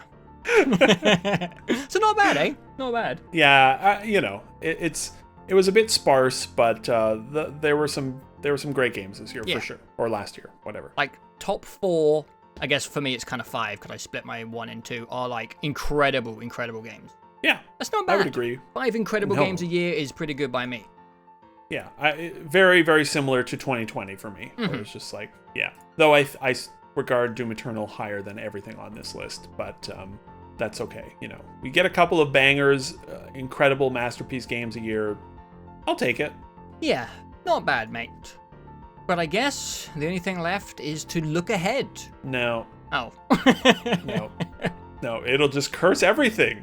Okay, well, 2020, nah, let's do it. It's 2022 is going to be a horrible year for video games. Yeah, I'm not excited for anything. Elden Ring's going to suck. Dying Light 2 is going to suck. Definitely Elden Ring's going to suck. Horizon's going to be super boring. Dying Light 2 is 500 hours long. Oh, God, yeah. No. I'm not really looking forward to anything, unfortunately. That God of War sequel is going to be a snooze fest, and It'll be pushed to next year. new games are not going to come out. Well, No, we could talk about it for real. I'm just I mean, if you want. we don't really know, honestly, except No, for we February. yeah. There's like a lot of stuff, again, because of the pandemic, that is just like in release date limbo. Yeah. And I've learned that when people are saying it's probably going to come out in 2022 with no release date, then it's probably not going to come out in 2022. But we'll see. We'll see. Yeah. I guess then Starfield will probably come out. in 2024. No. That game's not missing its date. Oh boy. That's going to be so interesting. I can't wait for Starfield. Wow, yeah, that's going to be crazy. Yeah. Can't believe that Maybe game's not coming out. excitement, but definite interest. Intrigue, yeah. Yeah. Curiosity. Fascination. But yeah, no, after February, it is really very, very, very empty. Yeah. Which makes sense. I mean, everyone is probably just trying to figure out when their games are going to come out, so... Mm-hmm. You know, regardless of what happens, we will be doing another one of these in probably like 2 months' time. And it should be a big chat, right? Not top 10, I mean. Oh, yeah, right, yeah, no. Wait, we're doing another top 10? Top 10 of February? Top 10 games of February. Yeah. Yes, no, we will definitely have a big review podcast, whatever the fuck, I don't know what they're Review called. roundup? The big roundup podcast Right. will definitely be big because, yeah, Dying Light, Elden Ring, Horizon, and, you know, I don't know, maybe some other things will get mentioned, but those will definitely be the 3 big talking points Big that I can think of boys. off the top of my head. And those are big games. Yeah. Yeah. Horizon and Elden Ring will probably be very long discussions. Oh my god, yeah. Yeah. Yeah. And honestly, yeah, I'm so in the need for the games that are coming in February. Just I know I said like, oh, linear action games, yay, but also like a big juicy single player stake. I haven't had one of those in a long time. Mm-hmm. I'm excited. Yeah, it was everything was light this year, which is not a bad thing. But like Dying Light 2 into Horizon into Elden Ring my with God. and then in my case with a lot of Destiny in the middle Yeah. is that's a seriously heavy duty month. It's like a legendary lineup. If those games are 80% as good as they should be, Yeah. it'll be a hell of a month. Yeah. And if Elden Ring and Horizon are as good as they could be, then oh boy. And I would say the same about Dying Light, but Dying Light is sort of just like I feel like I know exactly how I'm going to feel about Dying Light, and it's going to be a good time. I hope it's better than I expect, I guess. Yeah. I don't know. I think I'm most fascinated about Elden Ring because, like you said, Dying Light and Horizon feel pretty safe, but you never know how people are going to feel about the next From Software game. And I kind of hope that I love it and everyone else hates it. I love it when the From Software fans shit their pants. It's hilarious. Yeah. That's always fun. I am super curious about Elden Ring. Obviously, like I'm not the biggest FromSoft guy, but I know I can enjoy their game. So I hope that I'm able to enjoy Elden Ring. I hope it plays a little more Bloodborne-y than Dark Souls-y because I've never really enjoyed the feel of Dark Souls games. So we'll see. It kind of, I don't know. I mean, the horse can double jump, so that's already like 30,000 times more mobility than a Dark Souls game. True. So. Yeah, I would say I'm most fascinated to see what the story stuff is in Horizon because right. Story-wise, Horizon is not a game that needed a sequel, and story is such a huge part of what made going through that game so fascinating. But I also know that there is a lot of unexplored territory in that universe still. Oh, yeah. So, you know, and the basic setup seems to be that the like environmental systems are sort of falling apart, I think, is what's going on. Ooh, or something interesting. like that. So, yeah, it'll be interesting to see what's the deal with the story in that game, especially after the first game. Yeah, for sure. If they can have a story in that game that is maybe not quite as compelling, but nearly as compelling as the first game, That'd be an achievement. whew, that'll be a pretty good game. Also, you get to play. I think they said there's going to be a 60 FPS mode, right? So. Ooh. No way. I'm in. We're only a few weeks away from I that. know. Woo! Dying Light's out in like 3 weeks. Holy shit, I can't wait. Horizon's out in like 5 weeks from tomorrow, I think. Oh my god. But if you are here at the end of this 3-hour chat, then obviously you are someone who likes long chats. So Yeah. in a couple of weeks' time, probably a bit less than 2 months, you can expect mine and Jamison's long opinions on those 3 games. And, if you only watch this particular podcast thingy, I guess we will see you next year for our 10th one in a row. Jesus. 10 years of top 10s. Oh my god. 10 years of 10. Yeah. Well, I think we'll do 2 next year. We'll do our best of 2022 and the best of the last 10. I think that'll be very fun. Top 10. Ranking our number ones. Top 10 of top 10? Yeah. Top 10 of sure. 1? I'll just say the title will just be the best of the best of, or the top 10 of the top 10. Yeah, the top 10 of top 10 is kind of cool. Yeah. That would be a fun list. That would be, well, I know, Outer Wilds is on there, Horizon's on there, Red Dead's on there. Yeah. That would be a tough list. Yeah. But also, some of the earlier games, what was the first one we did was The Last of Us. Right. Oh yeah, So, the last generation. that's a long... Oh my god, The Last of Us is in Yeah. there. So we have the last generation and then the transitional year in 2014. Yeah. I think 2014 yours was what was the World War I? Oh, Valiant Hearts? Valiant Hearts. I think that was your number 1. Oh yeah, that probably wouldn't stand up. Bless it. No. Yeah. That was at the beginning of the indie renaissance when all that stuff was brand new and interesting. Yeah. And now it's not as interesting.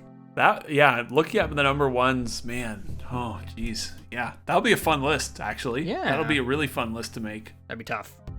Anyways. Something to look forward to next year. Until then, guys, thanks for listening to another one of these big chats.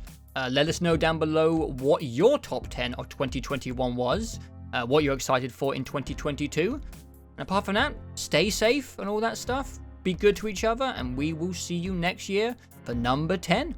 Later, guys. Goodbye. Bye.